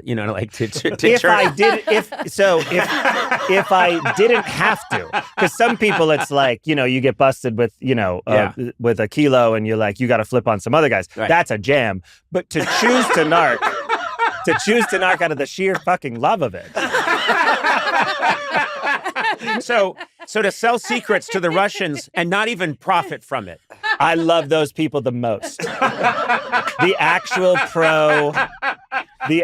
pro-Russia people. Or they're not even pro-Russia. They just enjoy it. It's fun to sell state secrets. Yeah. What was Alger Hiss? Was he getting money, or was he just like, some people I think gave secrets because they're like, it can't be so one-sided. Right. He wanted to even things out. Yeah. I forget what Alger Hiss did something too, like he hit microfilm in a carved out pumpkin, I think. Listen, he was you kids, you better bone up on this. But Alger Hiss, of course, really was how Richard Nixon made his career. He made his bones prosecuting Alger Hiss. There you go. Little fun fact for you kids that are listening right now. This is why they won't let me have a weekly TV show anymore. I would turn your show so quickly into Alger Hiss history. I'm seriously skating that right now. Let's talk about subjects that are near and dear to our heart. I'm a massive fan of you and your That's nice of you comedic stylings. Thank you, Conan. I'm a massive fan of yours. I am. Wow. There's no other way to do that. It was an ill-timed. Wow. Because you're. Oh my God. Who said, "Oh my God"? Was that you? No. I was drinking water, and I'm not that. But you're a very good ventriloquist. You talk about so many themes that I can relate to, and I'm not going to mention any specific projects because we're not doing that now. We're not going to do that. We're not going to do that, but I've seen you live many times, and so many times you so beautifully and perfectly and hilariously capture things that I talk about. And one of the things that you've talked about some is when you grow up in families like ours, in birth order, the need for attention and the things that you will do to get attention. 100%. And I was watching your, just you being very hilarious about the things you would do and your jealousy of other people that got attention in weird ways. And I was listening to this and thinking, I've got to mention this to John. When I was a kid, I desperately wanted attention. Middle child, didn't think I was getting it. And in class, we read the book Death Be Not Proud, which is a true story of the author's son's battle with brain cancer. It was the writer who wrote Travels of Europe and Travels of USA. He had two And John Gunther. Yeah. And it's the story of his son battling brain cancer. And I remembered reading that book and being jealous of, and the kid loses the battle, dies. And I read the book and I remember thinking, that guy got so much attention. Oh my God. And it was like, now, do you understand that? 1,000%. Thank you. Thank you. I remember telling my mom exactly what I wanted at my funeral, and I had no illness. Right. And she said, well, you're not going to be there to see it all. And I was crestfallen. I still can't get over that. That I wasn't going to get to see people listen to all the songs I picked and have the speakers come up, say what a good person I was. God damn. Can you imagine? I remember that, and I also remember going to Mass with my whole family, and my grandmother came with us. And I mentioned this to you guys the other day, but I have to say this in front of John. And so I don't know how old I am. I'm like 11 or 12. And I just feel like I'm just this redheaded, round-faced, freckled blob just lost in the sea. Like, no one's looking at me. So, and my grandmother was with us, who was ancient. She was born in I think she was born in like 1890. So, and, I think she was the person who shot Teddy Roosevelt when he was giving a speech. That was her claim to fame. But best political mic drop ever. Thank you. Yeah. Bull Moose Party speech. Yeah. I don't think you realize I've been shot. Everyone laughs. He goes, no. Look. And he opens his jacket, and his glasses case stopped the bullet. Wow. And then he continues the speech. Wow. So today that would be, okay, just be president. Let's stop fucking around trying to find someone else. Anyway, my grandmother's with us. We're all there in church. And then there's the part where you go up and take communion. And I got out, and I feigned a limp. I knew you were going to say that. I faked a slight limp going up the aisle and took my communion, and then did my limp on the way back and sat down, and my grandmother leaned over and she said into my ear, "Are you lame, boy?"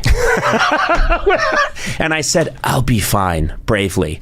It was all bullshit. Wow. Because I needed to pop in that moment, and I wasn't popping. Is responsible for your success. That drive. My fake limp? No, just that's why Lauren gave me late night. Yeah. I'm concerned about his limp. Maybe a little late night experience. Lauren cast him in. Lauren was directing Richard III and gave him the lead.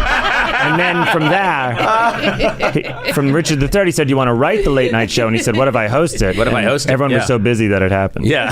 Everyone was busy. Yeah. That's why. That part's kind of true. Yeah, it's a little bit. Everyone is. That actually is true. I remember one year I told everyone in school that my dad was Mark Summers, the host of Double Dare. Whoa. And I would say these things, then I'd forget about them. Right. And then people would meet my dad and be upset. And then I would go to school and say that our house burnt down the night before just to get any traction. Yes. It was just about getting a little eye contact and a little conversation going. We're not, I don't know about you, I'm not defending any of this behavior. And this is sad, tragic behavior. I am just that until John said these things in his stand-up, I felt, well, I can never admit to this, but then a very well-liked professional comedian and voice of youth said the same thing, and I thought, now I can talk about this. Now I can say that one of the happiest days of my life is when I shattered my elbow and had to be put in a cast. Wow! And they brought me, because a kid in school, we were fooling around, and a kid jumped up on top of me, and I fell back and put my arm back, and it bent a completely, separate piece style. Yeah, the wrong way, and they put me in what was like a 1920s comedy cast. Today it would be like microsurgery and then like a tiny. They put me in a cast that was made of a plaster that they Did used. it have the stick going? It didn't have this. I wanted the stick. Trust the me. stick going from forearm to rib. Yeah, from That's forearm the to rib. funniest thing. Yes. Yeah. Because you wonder if there's even anything in there if it's just all plastic. Yeah. I had my real arm tied behind me, and then I had a fake cast with a stick. But I remembered they gave me medication. And I remember thinking, I feel amazing. I have an incredible sense of well-being. Wonderful. And then I have this cast on, and they took me home, and I lived up in the attic. They put me in the central, they put me on the second floor. Wow. They put me on the second floor. Second And then floor status. Christmas was coming soon. So my parents brought out gifts for me. This was like December 18th. And then all my brothers and sisters gathered around, and I thought, I hope this arm withers. Yeah. I hope this arm never heals. I'm ever. just so curious, talent aside, because this is the talent side of the table. How much of that drive? He just gestured to John. Thanks. I just want. No, I did it. Yeah. I'm just saying. What I saw was He's you right. pushed in and then you scooped towards John. I took your small portion and I just hedged my bets over here. How much of that is your drive? Because, every kid dabbles in that. We dabbled in attention seeking, but I think at a certain point you go, okay, I got to be realistic here. But you continued on. How much of that drive is responsible for where you guys are very successful? I'm just curious. What?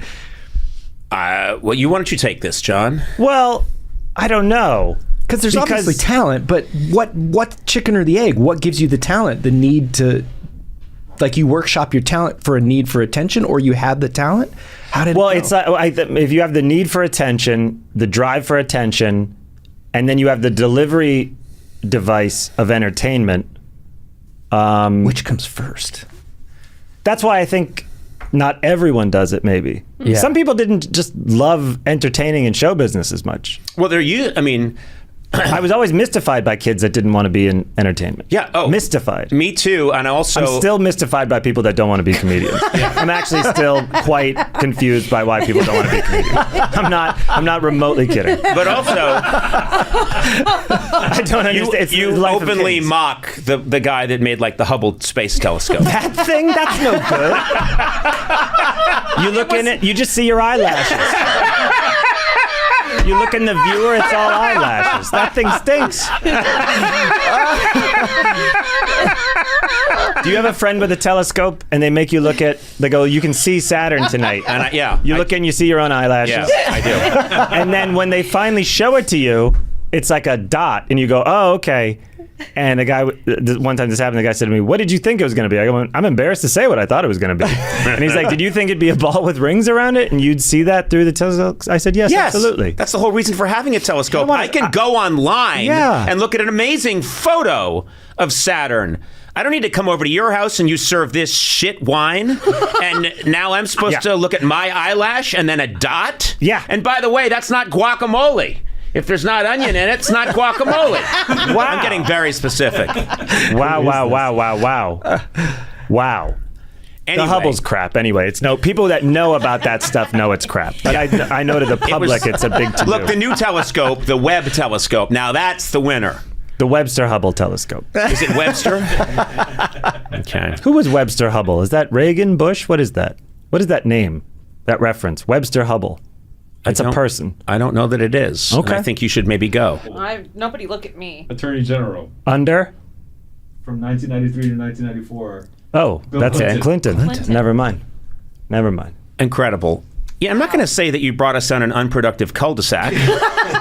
But I am going to say you're insistent. You know what's good about a cul-de-sac? You can drive right out of it. We know who Webster Hubble is now. You know what I mean? What bothers me is that when you entered the building, the name Webster Hubble was written on your hand, as if work this in. Yeah. That's the part that concerns me. And we still haven't even gotten to see Everett Koop. I love that beard. Yeah. What a great whaler he was. There was the show, and then there was a party at the Plaza. Oh, man. And I went to that party at the Plaza. I got beef with that party again. What's that? I got beef with that party again. What? Which is? The 40th and the 50th. Uh-huh. Everyone's trying to talk, and these musicians get up and start playing. Yes. And it stinks. I want them off the stage. They're so loud. You can't have a conversation. You can't have a conversation. Yeah. We all want to sit and stand in various areas talking poorly about our contemporaries. Yes! Thank you! And you're out there trying to do an arcade fire? Get out of here. Yeah. I wanted to get a little spray bottle of water and just scoop them off stage. I was so mad. Like you're training a puppy. Exactly. No. What about us looks like we want to move our bodies and dance? Okay. We're all tired, and we want to speak lovingly but poorly of our contemporaries, co-workers, the show as a whole, and what the planning was like. Yes. And I remember at the 40th that who's that guy? I didn't get to go. Fucking I didn't Prince. Go to gets up. Yeah. And everyone talks about this like it's the greatest night in New York history. It stunk. They sounded like a wedding band. It was like Elvis Perkins, Paul McCartney, maybe Aykroyd, all of them just playing at once. Yeah. Loudly. Yeah. And then Prince got up and we had to act like that was a big deal. I just was like, I just wanted to talk shit with Bobby Moynihan. Yeah. It was such a bump. It's so not what this is about to me. Loud guitars. I was really mad. And then when I saw them start to plug in at the 50th, I left. I said, I can't do everything. Okay. Well, here's I know how to make a good party. We would lower the music and we would all quietly say slightly negative things. Yeah. There were different levels at the plaza, and I walked in and I decided I knew there was music, and I didn't go towards the music. Yeah. I stayed down. There was a bar. Yeah. I ended up in the lobby where there were couches. Yeah. Just hung out there. I went past the lobby. There's a bar area, and I'm standing at the bar area, and I had said hello to a couple of people, and I turn around, and Paul McCartney's standing right there, and I'm an insane Beatles fan. I've interviewed him a bunch of times, but I always assume, I think correctly, that he's met too many too many people in his life. So I don't say like, "Hey, Paul, you know who I am." We start chatting. I tell him I really liked the Golden Slumbers medley, and I like how the guitar parts at the end are so distinctive because the three Beatles played them. Paul first, then really cool, dude. Sounds really cool. I'm sorry. I know. I like the three guitar parts. You sorry, dork. I know. I'm saying I know. I'm celebrating my dorkdom. The three guitar parts because all three of you Beatles played them. Yeah, I didn't remember the other one's names. Yeah, all three of you. And so Joel and Roger. But he's chatting, and he's like, "Oh, he's talking about it." And we're having like a nice conversation. Goes on for a while. I said a couple of things about, I think a couple of nice things about more contemporary work he's done. He seemed to like that. And then he said, well, you've said some nice things to me. He said, and then he said, maybe you want to even it out a little. Like, you've said some nice things. Maybe you want to go the other way for the next comment. And I said, okay, you guys peaked. Jesus. Oh my God. I'm sorry. I said you guys peaked with the Quarrymen. Everything after that was shit. That's great. And he didn't laugh. He looked a little surprised, but I basically told him the group they had before they were the Beatles was the best, and everything after that was shit. And then I knew to walk away. And I thought maybe that's going to penetrate everything else he's heard tonight. Maybe he's going to wake up at 2 a.m. and go, did that fucker say that I peaked with the Quarrymen? Like 3 people in Liverpool probably said that. Yeah. And it stuck with them. Yeah. Like when you was playing weddings, you was better. And they're like, it stays with you. And you go like, yeah, I'd like to see that lady see us now. And with the Tony McCartney insult, I bet his head was spinning. Yeah. He didn't know. He was taking punches left and right. My point, the thing I failed to say was that those conversations with Lauren, like, I feel like in a marvelous way, in order to get the collective heart rate where it needed to be, that show was not planned till much closer to it. I mean, you would know, but I know it really was. It was really fun. It was humorously down to the wire, and then it passed the point of humor. Yeah, it was great. I knew that would be the case because that's the way it has to be. I also knew, and it got there, and it was really hard with a 2-year run-up. And this is selling. Yeah, he got it there. Very hard to do that. They announced 2 years out that they were going to be going to Mars with a rocket. Yep. And it's the night before, and they're trying to figure out where the nose cone is. Or they're like, or it could be Venus. And you're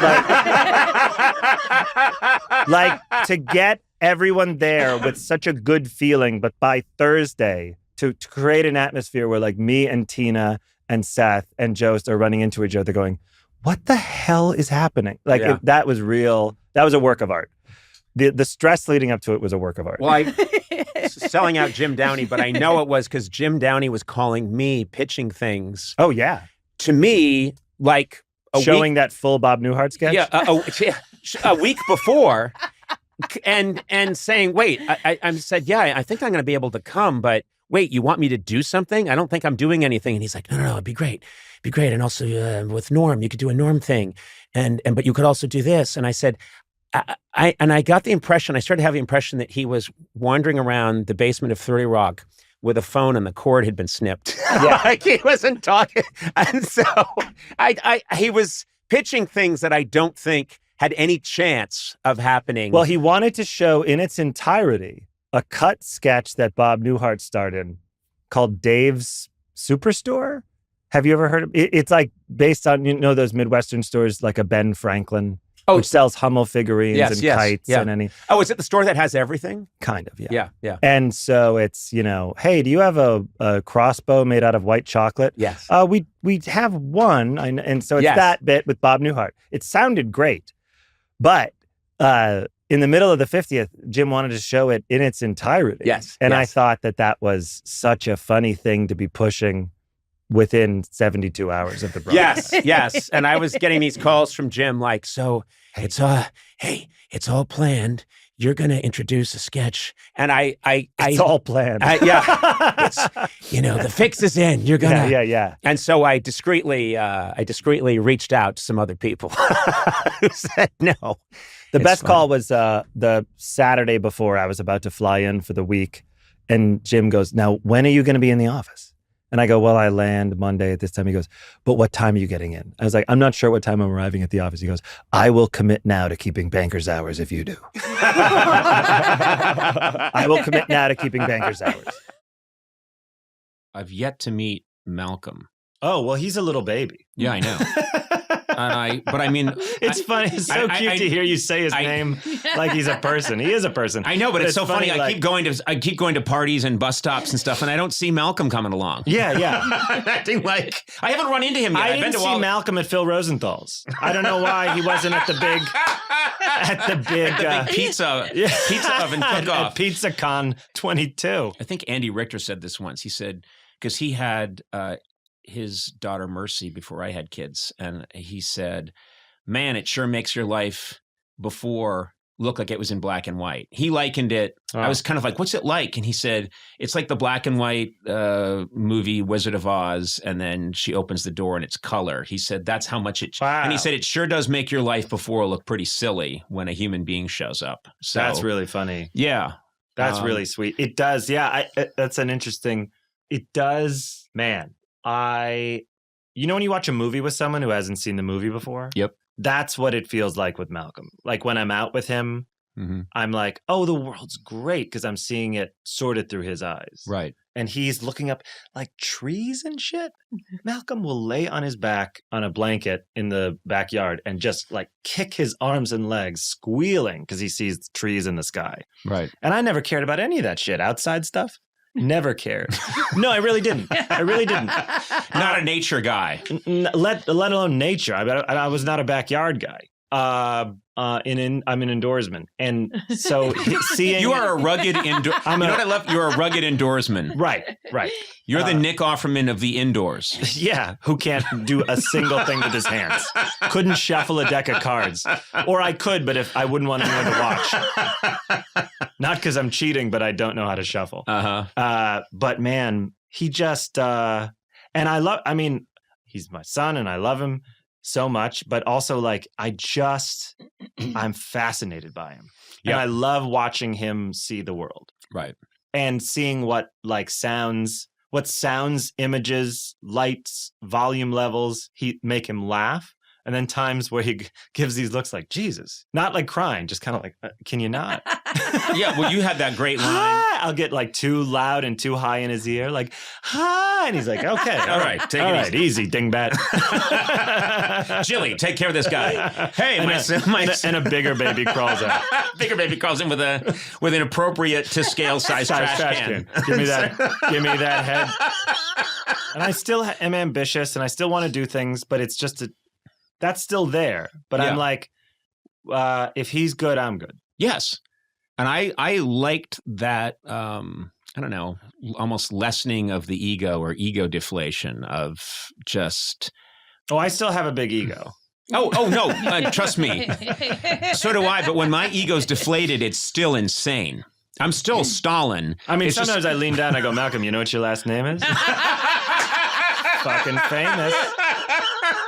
Is it true that you're constantly handing Malcolm 8x10s of yourself? Oh, yeah. You know what? I would like to. He's sort of, one time I walked in the room and just because he's learning his hands, he's just learning he has hands. And he's just always like, it's like he's a shifty guy lying on the stand.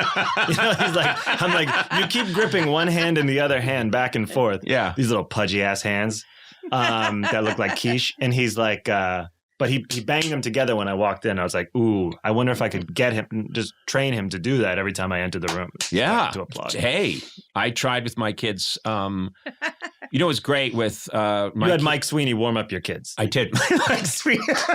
When my kids, all right, energy. Yeah. When my kids were born, the minute they came out, I had Mike Sweeney sort of work the crowd for 10 minutes. And so they knew that I was a big deal. I don't know why that just reminded me of when we first started doing the late night show in 93, we knew nothing about what we were doing. We had all these crazy ideas and all these grand schemes. But in terms of the nuts and bolts of how you run a late night show, we didn't know anything. And we didn't know that you need a warm-up guy. Oh, no. So Was anyone helping you? Well, here's what happened. No, actually. So we didn't know that we needed a warm-up guy. And then someone said, oh, we need a warm-up guy. And we said, well, who does warm-up on Letterman? And they said, well, the announcer does it. And for Johnny Carson, the announcer, Ed McMahon, did it. And so we thought, right, the announcer. So we had hired this announcer, very nice guy, Joel Goddard, who had a terrific voice. And he'd be like, it's Conan O'Brien. And then we started putting him in sketches.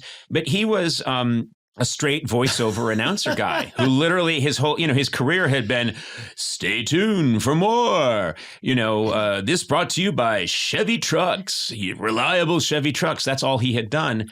And so we handed him a microphone. Someone handed him a microphone. I was, of course, busy just trying to not wet myself. And so we were busy with how can we premiere this show and not get killed, and how can we survive?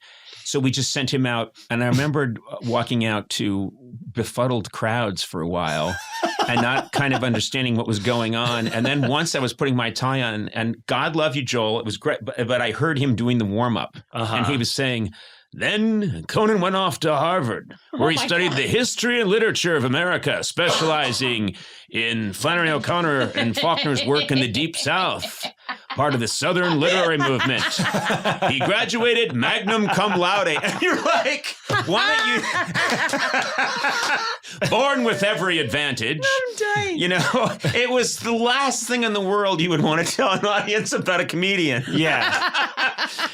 Conan has...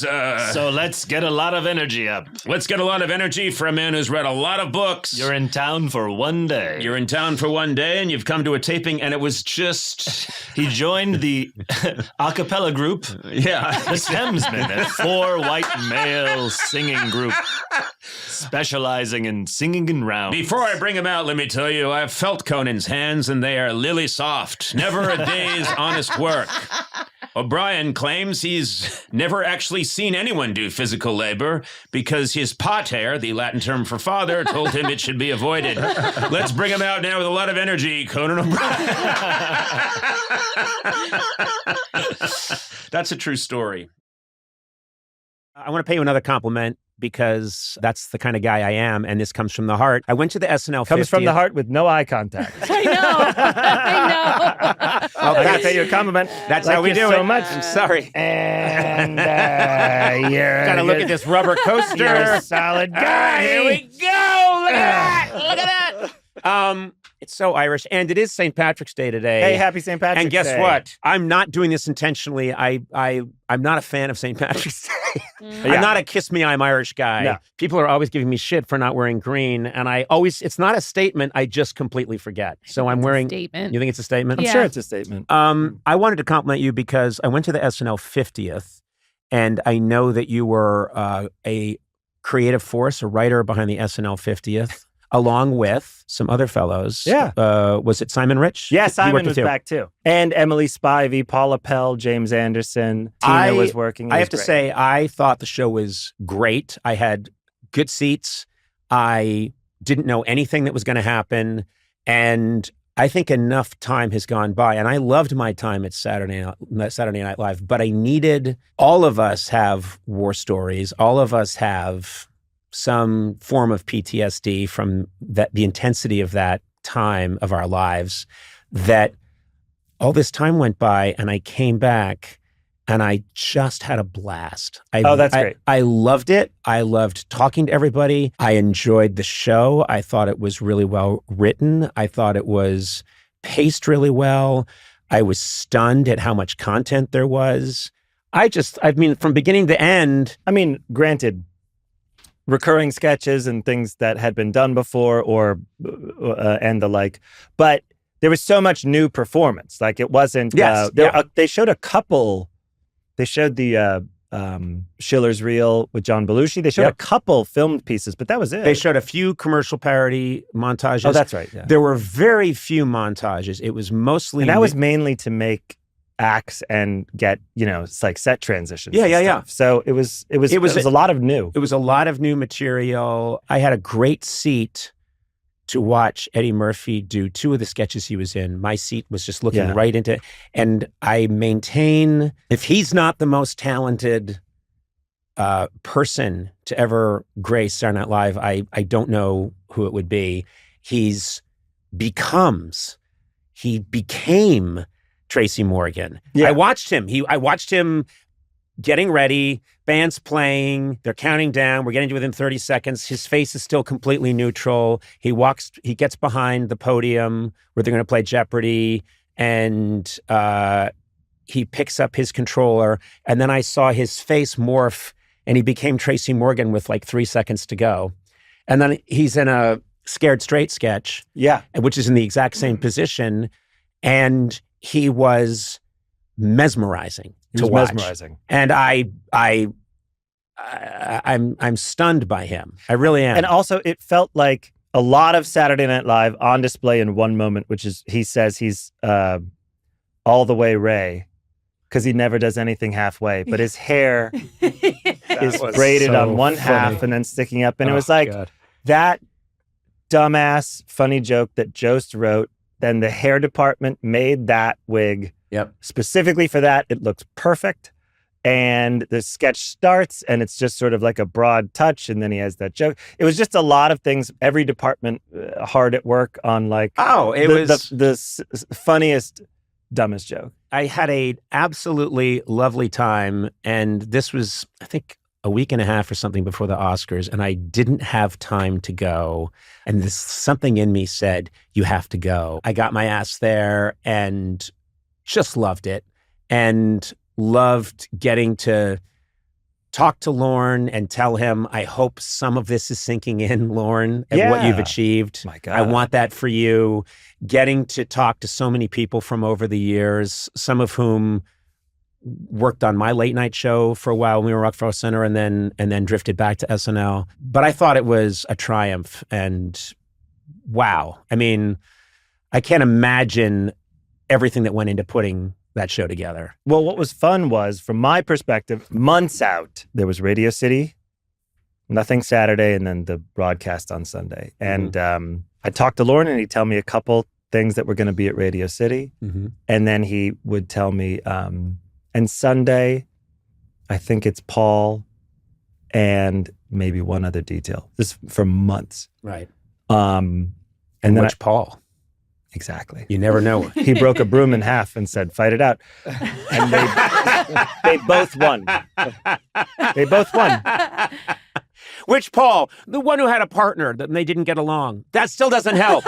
Wait, real quick, speaking of Paul McCartney, I feel bad because one of the 2 participants should break this joke, but right after the 50th, Marty Short did the end of the show, the good nights. He had introduced McCartney, and then he was doing the good nights and thanking everyone and thanks Paul McCartney, and it's big applause and all crazy. And then right after the credits are done, Fred runs up to Marty and he goes, dude, what did you say? And he goes, what? And he goes, you said Tony McCartney. And Marty goes, what? Oh my God, damn it. And he was like, you said Tony McCartney. That's fantastic. It's such a good bit. It's such a good bit because I would immediately believe that. Yeah. Because, and this is in true Armisen, who would lie about that? Exactly. And when you're speaking in a setting like that, live on TV, you really do feel slightly disconnected. It just all feels like air coming out of you. And dude, you said Tony McCartney. So messed up. And Tony McCartney, and everyone still kind of applauded, but thought Marty had lost his mind. Did he tell him right away? I'm just kidding. I'm not sure how long. Probably right away. They probably still haven't told him. It's why he's gone into seclusion. Well, what about you? Have you made progress in caring about whether people listen to care about you or listen to yourself. Have you made progress? Get it out. No, I'm serious. Have you made progress in caring about? No, about what people think about me. About what people think about me? Yes, I have made progress. I'd be lying if I said it didn't bother me at all what people think about me, but I've made a lot of progress. Right. Yep. That is, I would say, the cycle's also shorter now. Yes. Oh my God, I said the wrong thing. Those people probably hate me. No, they probably don't. They probably give me the benefit of the doubt. Over. Yes. That helps me because I think I've made similar progress in that way. I used to worry too much. And if you had asked me 10 years ago, what's one thing you would change about yourself? I would say I would very much like to not care what people think of me. Yeah. Even today coming in, I saw Andy, then I saw Jeff Ross. Mm-hmm. And 5 years ago, I would have gone, I'm going to say hi, but they don't want to talk to me. They have stuff to do. They're annoyed they have to talk to me. They're annoyed they have to talk to me. They're annoyed they have to talk to me. And now I walk in, I'm annoyed to talk to them. And you should be. The shoe's really on the other foot. You're John Mulaney now. I'm not submitting writer packets to Jeff Ross anymore. I don't give a shit. No. Well, first of all, you should never have been submitting writer packets to Jeff Ross. What'd you think, Jeff? Pretty good. It seems like it's typed. I was giving them to Frank Smiley. Was that not the right guy to go to? Frank Smiley. Frank Smiley. Yeah, but he shouldn't have been submitting a writer packet to him either. I was giving them to Dan Blyer and props. I think your approach was all wrong. All right. That's why I didn't get the big gig. I submitted 3 packets to that fire extinguisher. That's why I didn't get the 6. I don't understand what happened. What's with that fucking fire extinguisher? The receptionist at 30 Rock, or was it 50 Rock, knew I gave her explicit instructions. These are my ideas, ma'am. Deliver them to Mr. O'Brien. You're at a dental hygienist's office. These go to Conan O'Brien. Do you care what people think about you less as you get older? Yes. Yeah. I still care, but I care less. Yeah. Because I know that I'm just going to go away, crumble, turn to ash. It'll all be over. Not. How do you really deal with it? Don't do a bit. Don't do a bit? Don't do a bit about how you deal with it. How I deal with what exactly? Let's talk about it. Death or criticism? No, how you deal with whether you think people like you or not. Well, I've talked about this before. I do a bit actually. This is no. I'm I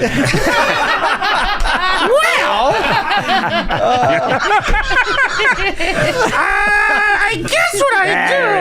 There it is. All right. Sorry, I cut you. No.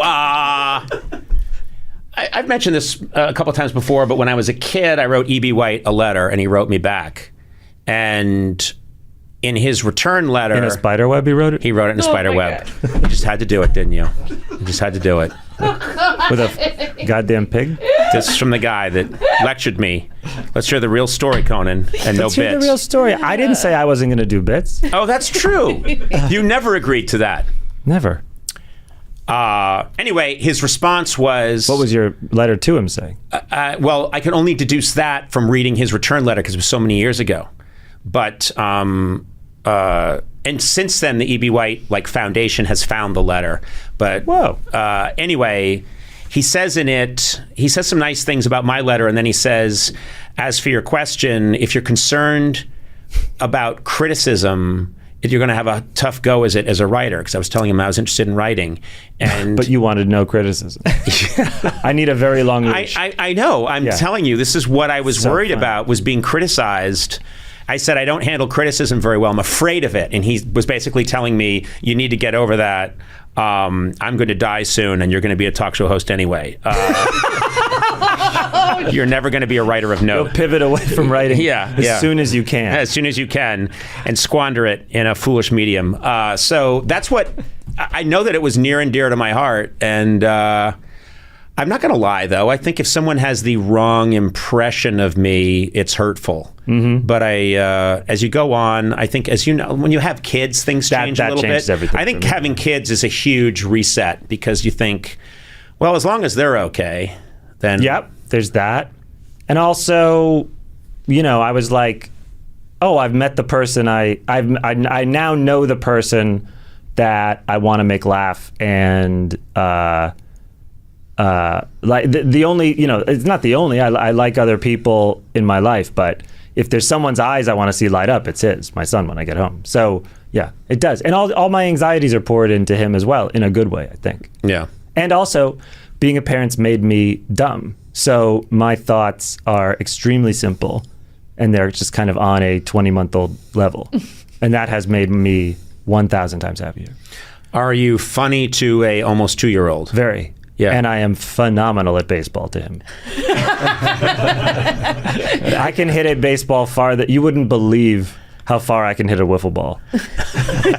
He has said things like, whoa, and Dad, I do that. Yeah. Yeah. I do remember, I think it was maybe it was my daughter when she was like 2 or 3 watching me sink some baskets and seeing her face think he's maybe the greatest athlete that's ever lived. I'm just picturing you bringing her in a stroller to a public court in New York City. Yeah. And then you stand at the free throw line taking shot after shot. I taped, she was in the sun. And there's a little thing that a little hood that you can pull over, but I didn't do it because I thought it would obscure her view of my shots. And the fact that I made 2 out of 11 impressed her, and then she was very sick from heat stroke. Yeah. But the point is, I'm a really good guy. No, I can't even think past. Yeah, I used to spin out about so many things, and I used to want to be so clever and wanted to be this curated little prick.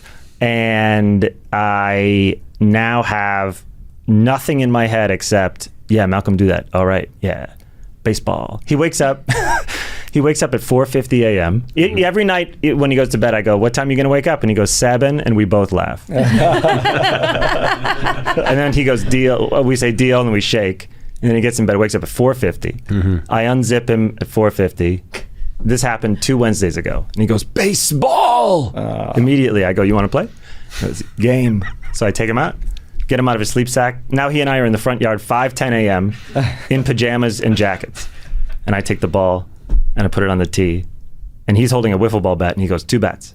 So I hand him another bat. Now he has 2. Then I had to buy a third because when we play, he likes 2 bats. So I need mine. I put the ball on and he goes, Dad, I do. And I go, Dad, I do. And I smack that wiffle ball so far. And he goes, yeah, good job. I go, yeah, good job. I put a ball on for him. And I go, Malcolm, do that. He goes, yeah, Malcolm, do that. And he hits the ball, which means he hits his hand holding the bat against the tee, and the ball falls off. Sure. And I go, yeah, good job. He goes, yeah, good job. Malcolm, good job. And we're just 2 morons at 5 in the morning. The floodlights are like ring camera lights are going off. It's so early. The way he's saying baseball makes it sound like he wants to makes it sound like he wants to bet on baseball. Oh yeah. Like baseball, we bet on baseball. He came from a time machine to bet on baseball. Yes, as we all did. Like a big thing for me now is I used to need so much to feel any kind of happiness in the day. Mm-hmm. If I see a garbage truck with him now, we're both so psyched. It's like seeing a celebrity. We hide behind a garbage can and we watch it like in awed silence, like we're 2 women who see Courtney Cox at the Grove.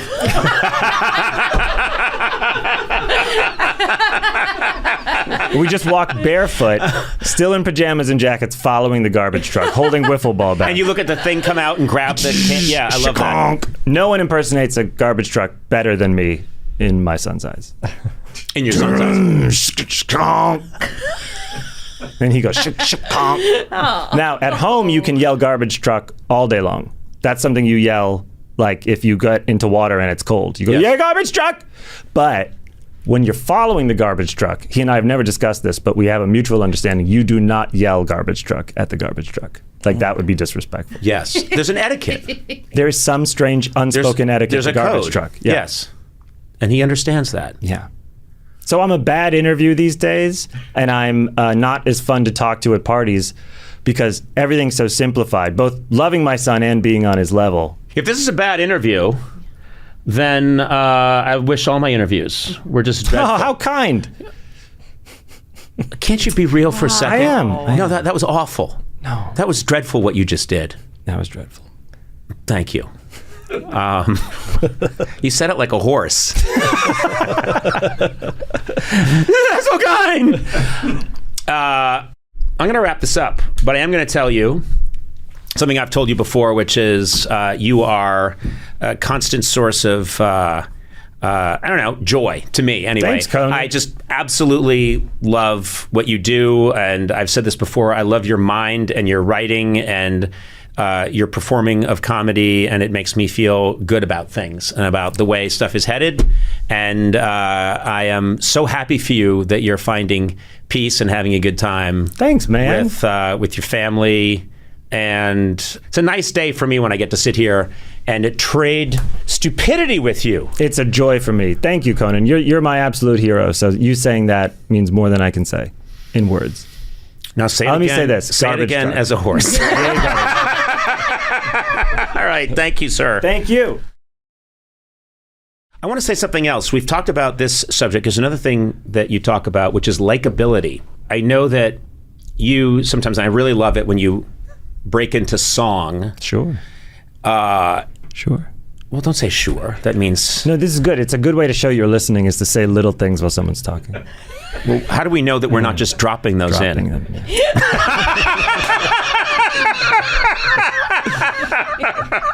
You know what I would love to do is record John doing little things like, yes, well, of course, yes. Yeah. And then drop those into other people's. Of course. Anyway, I would do a thing sometimes over the years in front of the writers where I couldn't say something to them about how I didn't like a sketch or what the flaw in the sketch was, but I could start singing a song, and the song would very specifically, it would be a very chipper song, but it was the lyrics were improvised, and it would then very specifically get into what was wrong with the sketch. Oh, no. And it was like a spoonful of sugar. It's musical passive-aggressive. It's incredibly passive-aggressive, but the song would keep going, and I would commit to it 100%, and people would be chanting along, and then realize that they had just had some... there was some lead in that drink. Right. There was some... I don't know what that is, but It was You're Born in the USA. What's that? It was You're Born in the USA. Yes. Behind that driving beat. Reagan said, oh, well, you know, we'll use that as my song. And then he hadn't listened to the lyrics. No, I hadn't listened, no. Yeah. They were critiquing his sketch. Yes. So my question is, I've seen you do that, and I really like that. And I love the whole idea of being able to communicate truth by just singing a song about what a waste of time Webster Hubble reference was and how we won't recover, You know what I mean? And then it comes out that way in song. I'm the guy who makes references all the time, but when Mulaney makes references, I shit on them and adorn my staff with old references all the time. I mean, it's ridiculous. Yeah, exactly, just like that. You can edit, right? I won't, but I can. No, okay. End right where I did. I won't. And then put in cheers, and then edit out the part where Mulaney comes right back at me. And it's like Edith Bunker saying, maybe you're the meathead. No, and the crowd goes crazy. Edit in that time, multiple times you referenced Tova Borgnine, Ernest Borgnine's wife. Yeah. Yeah, they had a bad divorce. Did they? Tova and Ernest? Yeah. Really? Right? He divorced her because her forearms were bigger. Wow. Add more laughter there. I can't do it. And then some silence, and then music, and then more laughter. Okay. Or was Ernest Borgnine divorced from Shelley Winters? Maybe I'm wrong. Shelley Winters. Maybe I he stayed married to Tova. He stayed married to Tova. Okay, yeah. great. Well, were they married? Didn't they do Poseidon Adventure together? Shelley Winters? Who am I thinking? Debbie Reynolds, sorry. No. Shelley Winters is in Poseidon Adventure. That's what I'm thinking. Yeah. Were they married at the time? Is Ernie in that? Isn't he? Ernest Borgnine is in that. Okay. He plays, Ernest Borgnine is... Let's go to I doubt it's after they broke Actually, up. no joke. I think I remember seeing the Poseidon Adventure. I think they were married in it. Yeah, he's I think the two, he's Shelley like Winters and yes. Ernest Borgnine are married to In each the other. movie, that's in what the I meant. movie. Yeah. Yes, they are. And then They're both in the movie. They're both in the movie, and they're married. And I think he's like a retired police detective or police captain. Okay. I believe. You're welcome. Nicely done. Nicely done. Yeah. Sona finally made a reference that I get. All right. Okay. Okay, let's just take it easy. Just and relax. Everyone, just relax. let's put the knives away. Absolutely. Okay? Yeah. Your attack on me, I think, was completely unfounded. You know, my life has changed so much, Sona. Has it? Yeah, let me tell you how.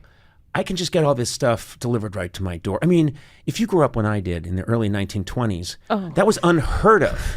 you know? A kid in a cap had to, hey, boy, you know, and you'd say, yes, sir, and you'd have to say, you know, toss him a coin. Go get me that goose in the window. And he'd say, yes, sir, Mr. Scrooge. But that was like back then. Yeah, but now it's not. With so much of our world digitized and automated, why stick to old school mailing and shipping? If you mail or ship often, let Stamps.com do the hard part for you. Simply print postage and shipping labels right from your home or office. It's ready to go in minutes. No long lines or complicated setup required. It's the easiest, Sona. It's the best. Yeah, postage rates just increased again. Hello. Luckily, Stamps.com has the best discounts in the industry. Avoid the hassle and get started with Stamps.com today. Sign up at Stamps.com/Conan for a special offer that includes a 4-week trial plus free postage and a free digital scale. No long-term commitments or contracts. Just go to Stamps.com/Conan. But you talk about likability. That's something I think about sometimes. Clearly, it's so sometimes. Well, it's funny because people that I clearly on the podcast have shed my concern for likability, but yes, you have. Yeah, but I'm saying I mean in a good way. You have. Yeah. You've shown how mean you can be. Oh, please! I don't think mean. I think bravely honest is the way I would call it. No, it's like you're a monster. You changed up pitches, and you're like, oh, the whole time he's been mean. Yeah. Well, we could have. We all knew. Which is the big reveal for every comedian. Oh, they have contempt for so many people and so many things. Oh, that's the big. Did you guess what? That's everyone's rosebud is a sled that says kind of mean. Yes. Yeah, I don't. Take a second. Yeah. To think about the sled? Just to collect yourself. I'm really rattled. Yeah, you're shaking up a lot. Yeah, this has been a huge revelation for me. How about that funny waiter we had at dinner a few months ago? Which waiter? I don't even look at hotel. I don't even look at. Remember how funny that waiter was? He gave you the bill. You nicely treated me to dinner, and he said, and you said, and I'm not leaving a tip. And he said, sir, I'm expecting something absolutely amazing. That's true. He had like Bob Balaban timing. Yes, he had perfect timing. Yeah, he was great. He was very good. I forgot. We had a good time, didn't we? Did we see any famous people that night? We saw John Mellencamp from a distance. I didn't see him. He was blocked. I saw him. I saw his profile. We saw, and we knew the guy he was with. That's right. We did know I had a large gum abscess worked on that day, so my face had like a golf ball in it. People in the restaurant thought I had struck you. I know, it really did look like that. It did look my like face I had was roughed swollen up, John but Mulaney. it didn't hurt, and I didn't want to cancel dinner because he's so hard to get to nail down plans with. Ever since he got married, yeah. Oh, really? When I knew him pre-Liza, it was like we were like, the times we had. Oh yeah, we were Insane. like Bert Schneider and Dip Kibler. Yeah. We were like BBS. We were like those guys. No, we were. What is They used to call. Seriously, they used to call us the Wolf Pack. Oh, And right. The two of you. Well, there was another. I don't know if they want to mention we should mention the name on mic. It's your call more than mine. You go. You say it. No, I know. Come on, we know it's Tova Borgman.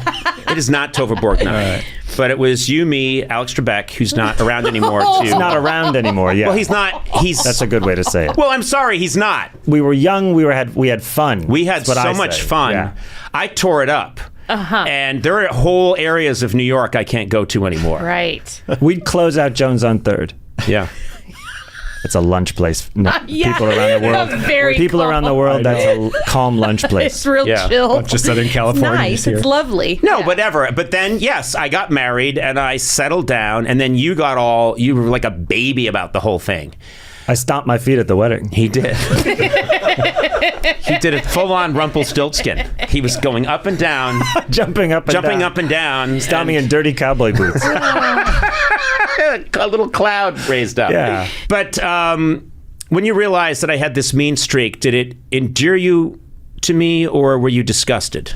No, I knew the first time. Those are the only two choices. It endeared me to you. But when I would do stand-up on late night, I got to meet you after. I got to meet you on the show, and then I got to talk to you after. And you were talking about you were shitting on the other guests to me. I was thrilled. Yeah. You know, you said it was like wrestling a cat trying to get an interview out of someone. And I love to know that you had great contempt for your other guests. Oh, yes. No, I think it's almost, you'd need to be lobotomized to interview people every single night and just be delighted by everybody. It's not possible. No, and you were but also I knew I could talk to you about yes, it. immediately that was quite an honor to me, is that you felt you could say nasty things about other people to me, which you could, and you can. Yeah. That's sweet. That's really sweet. Yeah. It's one of the greatest gifts you can give a young man that you're mentoring. Is to let him know how small you are on the inside. What a little little prick you are. Yeah, what a nosy neighbor gossip you are. Do you have good neighbors? Do you have nosy neighbors that snoop? I have nosy neighbors that know that Liza's a witch. Oh, no. Because they've been peering through the hedges. Yeah. But I love people. Then there are people that are able to, our mutual friend who we both adore, Martin Short, he's so mean. He can be so mean and incisively mean about people and situations and gossipy. But he also has incorporated that into his on stage. Oh my God! No one's done it better. And no one's done it better. And he's so. Do you know what I mean? I think aren't all comedians mean? Sorry, I mean there seems to be a mean streak in. Mean meaning not cruel. Yeah. If there's a joke, how would you describe it? Actually, like if you're with a group of comedians and they can make a joke about you that's mean, but they'll know it'll get a laugh, they'll do it 10 times out of 10. Yes. Yeah. Right? Yeah. Okay. All right. I was going to say... Nate Bargatze once described doing stand-up for people that don't know what stand-up is. He did it at a award thing for his father. And he said, they don't know I'm a comedian, so it just seems like a mean speech. And it is. It's like you have these prepared remarks where you're shitting on products and people and the city you're in, and it really is, that's all it is. It's just a mean speech. So someone did a mashup online of all the times Marty's come on the late night show. And he would always do the same thing. He'd come out, and the first 10 minutes, which was just delightful and delicious for me, was him tearing into me with all these prepared, beautiful jabs, and really going to town. And I would just be dissolving. It's just a pile of mush. I was so happy. And then we'd move on. And someone put together a mashup of all of the best Marty roasts of Conan, and it's online somewhere. And Marty, who I hung out with recently, said that he went online because someone told him, it's really funny, Marty, you got to check it out. And it's had a lot of clicks. So he went online to look at it. And the first comment was, doesn't he know Conan could tear him fucking limb from limb? Oh my God. Like, he's 6'4". Don't you? And Marty was just like, what? Like, Conan's just barely restraining himself. No! Doesn't he know he could tear him? Doesn't he know he could tear him limb from limb? But Conan's just showing great restraint. Great grace. Yeah. Everyone, is that even true? Everyone in the studio audience was always going, wow, Conan is showing great grace to this petty little man. This petty little elf is just taunting Conan. But Conan, with his coiled steel muscles. Keep it up, Short. He'll be using your hands for ashtrays.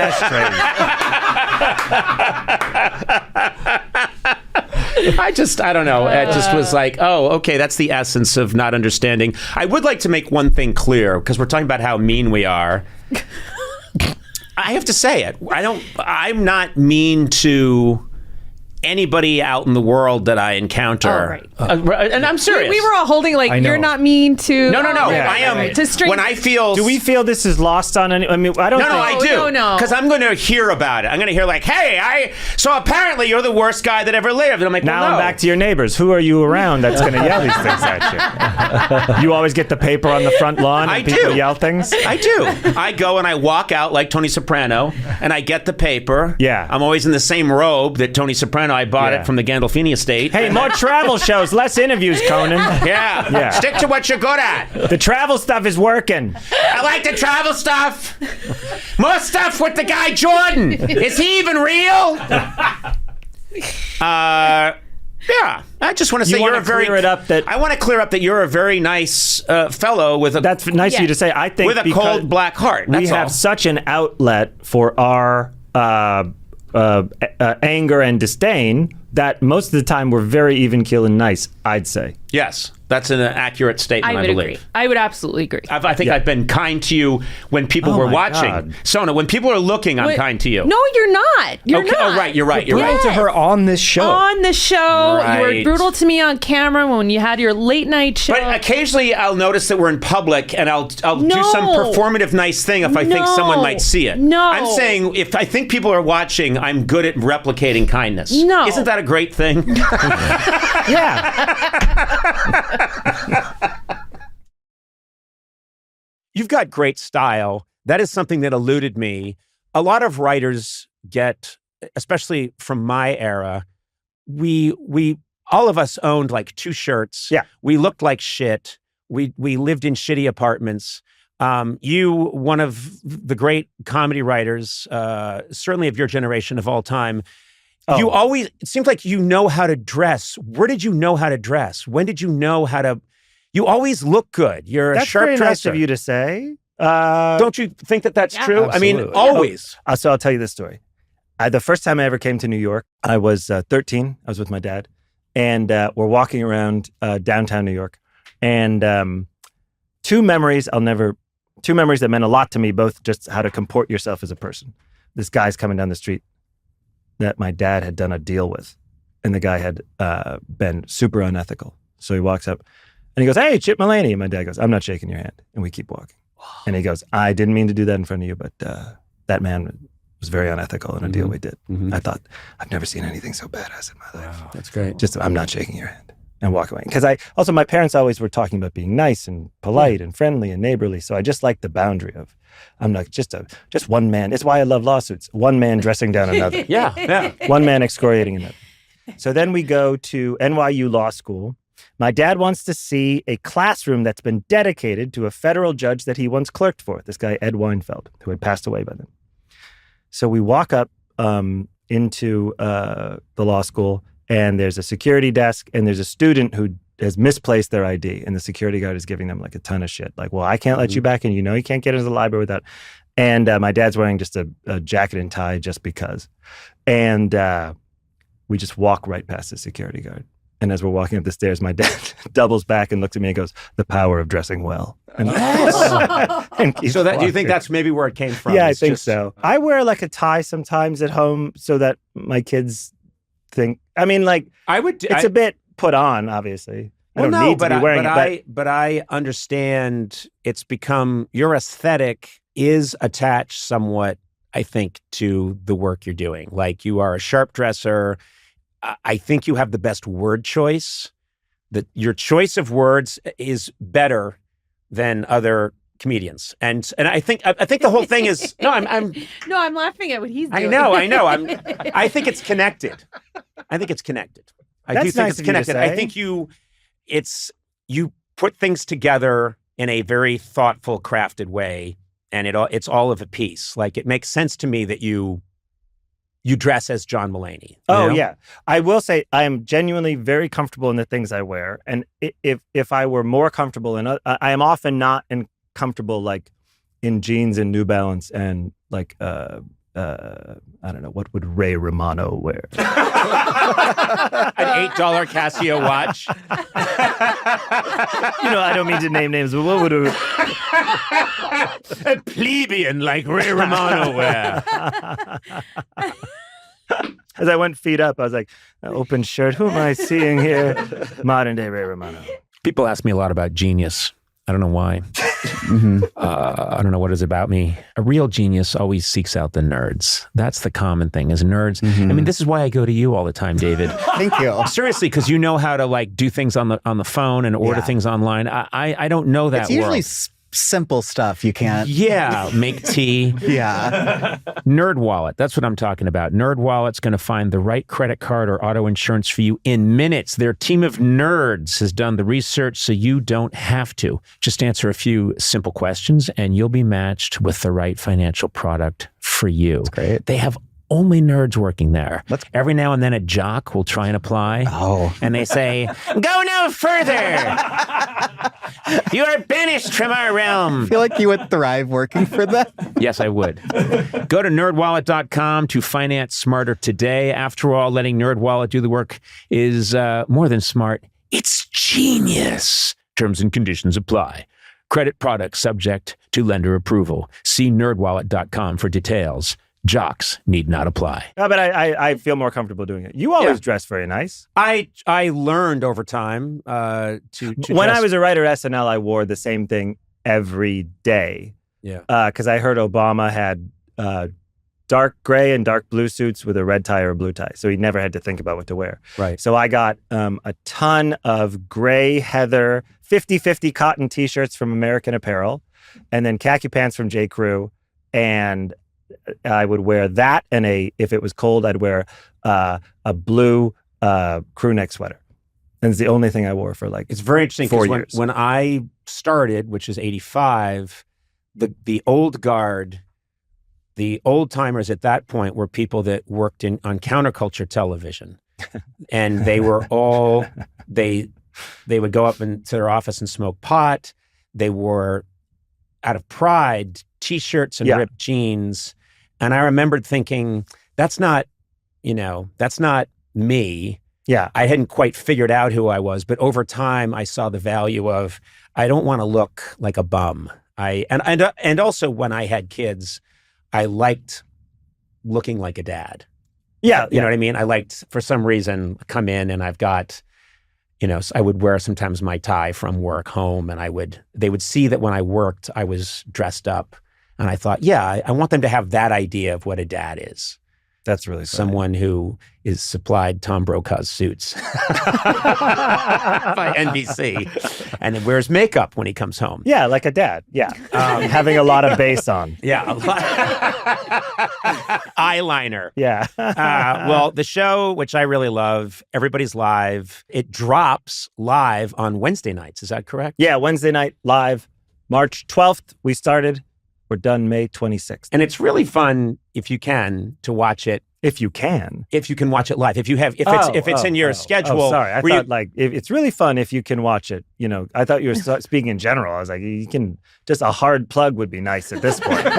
If you don't mind, check out one episode. A lot of people don't have access to television. You know that. Oh, right. Shame it's me. Only for the 1%. Shame me at the whatever. You're in a bubble. So yeah. I guess. Yeah. Everyone go out and buy a new television. Let me tell you something. When I see you on the street in New York, I'm not shaking your hand. You don't like the way I've comported myself. No, yeah. Wait, this is your lawsuit. Here you guys go. Hey, here we go. Nah, that's not it. No, I think we need to. It can't be defamation. It needs to be over the rights to something. Yes. Yeah. Well, I'm going to sue you for that. You could sue him, honestly, being like, there's no what the shortage show of things. became. Yeah. Was we were integral to it. The way because he'll be like, nah, it's my show. I do whatever I want with it. He's the Don Henley. He's the malcontent. Yeah. But you guys are the Don Felders. You're Don Felder and Joe Walsh. And I can just Schmidt. Yeah, I'm just going to leave you behind. And then you say, no, I was in the room when you came up with Hotel California. That's what you should say. I was in the room and I contributed content essential to the creation of the work. Hey, you were in the room when I said, do you think it'll fit? Oh.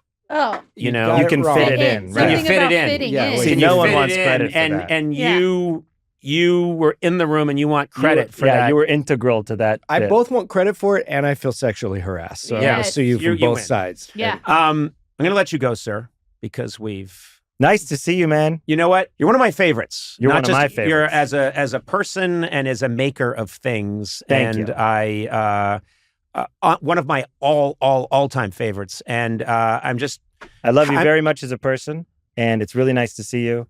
And I've been thinking about you a lot. So wow, I hope. Thank you so much. Life is good. You seem good, which is great. Just before I went out to do the Oscars, I got a lot of texts from a lot of people. You sent me one of the most meaningful texts I've had in my life. a quick text of encouragement. The eggplant emoji. And said, I hope you can fit it in. I hope you can fit it in. You know what that means, right? No, I don't. I don't know what it means. Why would I violate myself with such a vegetable? No, you sent me an email, a text, and it. I'm not kidding when I say it gave me like a 20% boost of confidence. So seriously, thank you very much. I'm glad it meant something. You're the best. We were so excited. It was so exciting to watch that show with everything going on in the world. And I don't know, for like that, it just felt during that, it was like, because like it's a bad time in the world and no one saw any of those movies. And but like for that show, it was like things seem happy and positive, and we're acting like everyone saw these and we know what they are. You know what I mean? We're like, oh my God, it won, that one, that's great. Fucking no one saw a thing, right? No one saw a thing. But you really did put on a show that said, this is a cool night and we're going to have fun. Yeah. And that sounds like a very simple thing, but as we were talking about comedy that is like just not quite always messagey, it's harder to do. All right. Well, listen. Thank you for saying that. Go work on your show and keep enjoying it, because I can tell you're having fun. And when you're having fun, you're golden. Thank you, man. Go in peace. Go in peace. Hello, my name is John Bernthal, and I feel extraordinarily lucky about being Conan O'Brien's friend. That is really nice. Yeah. I like that. I've always liked you. You came on our show a couple of times. We clicked, and I was all excited you were coming on the show, and then I suddenly had an attitude about it this morning. An attitude? Yeah, and I'll tell you why. Tell me. Because a guy who works here, Aaron Blair, we call him Blay, it's just before you're going to be here, and everyone's excited that you're coming in. Oh, boy. Everyone here is a big fan. Oh, man. And I'm excited that you're coming in. Everybody. No, I'm excited that you're coming in. And then Blay says, yeah, he's just amazing. He said, it's weird. And he wasn't doing a joke. He said, Conan, in a lot of ways, he's your opposite. What? And I was like, what? And he went, because he's so cool. And he's like a real man's man. And I was like, no, seriously. Yeah, and everyone in the room was like, yeah. No. Yeah, he's like the alternate. And they meant it in the nicest way about you. And then I was like, shit, I think they're right. I strongly disagree. Listen, so I was just going to say, I was very tempted when you came in to fight you, but to wait until some moment when you were vulnerable. I want to do it. I want to come at you when you don't expect it. I wanted Gorley to distract you, and I wanted to have like a large stick or something. So I was going to win in a completely and still you would have taken the broken stick out of my hand. I don't know about that. You know what's crazy is I have these memories of doing your show, and you were it's such a horrifying thing to do those shows, when you're starting out, and you were so good to me. And one time I forgot my shoes. I don't know if you have it. You probably have no memory of that, but you gave me your own personal shoe. They were way too big, and I wore them on the show. And you were so good to me. And then you left with my fucking shoes. And ever since then, and you wear them even as the Punisher. Right. You were wearing my shoes, right. Which didn't even fit the character. They really That's not what didn't, Frank Castle would wear. And I was like, why the fuck is he wearing my shoes? But I remember seeing you at, I think it was at one of these Hollywood, I never go to these things, but it was at Lizzie Kaplan's birthday party. Yes. Like on the great the Lizzie Kaplan. The best in the world. And I love smart, Lizzie. And so funny, yeah. And I saw you there, and I was literally like, I've been on your show, can I go say hello to you? What? And I didn't. Yes. I was too shy to do it, man. Oh, that's ridiculous. So there it goes for Blay or whatever his name is. Nah, man. It's right over there in the corner. That's you, dude. Nah, man. Me and him are I'm as insecure as they get, man. I was like, shit, I wish I could go. And I literally was one of those like, should I, shouldn't I, should. And I totally okay, so went John, down. here's how one of the ways we're different. Just before we started rolling on this, we were chatting, and the conversation started to get really good, and I thought, wait a minute, why aren't we rolling yet on this podcast? That's how fun it is to talk to John. And I was like, we gotta get going on this. We gotta start rolling. And the reason I wanted to start rolling is that you were telling a story that I can't tell. Yes, I You am. were telling a story about being at the day before a wedding. Oh, at Sean Carey and you got hit. Yep. You got into a fight and someone hit you with a bar stool from behind. Guess what? I don't have a story like that. It's not. But look, by the way, just to be clear, I was trying to break up a fight, and I got hit over that. We were talking about doctors and getting hurt on things like motorcycles when you make bad decisions. Yep. And I will never forget. We had gotten into a fight. There's a lot of ex-pro fighters or pro fighters in Sean's family, and I was trying to break up the fight, not fight. And a guy hit me from behind with one of those outdoor bar stools, and I got knocked out for a second, and I had to get all these staples across my head, and they shaved that part of my head, and I had all this dried blood because I couldn't shower, and then I had to do my best man speech looking like freaking Frankenstein. But I will never forget the look of disgust in the doctor's.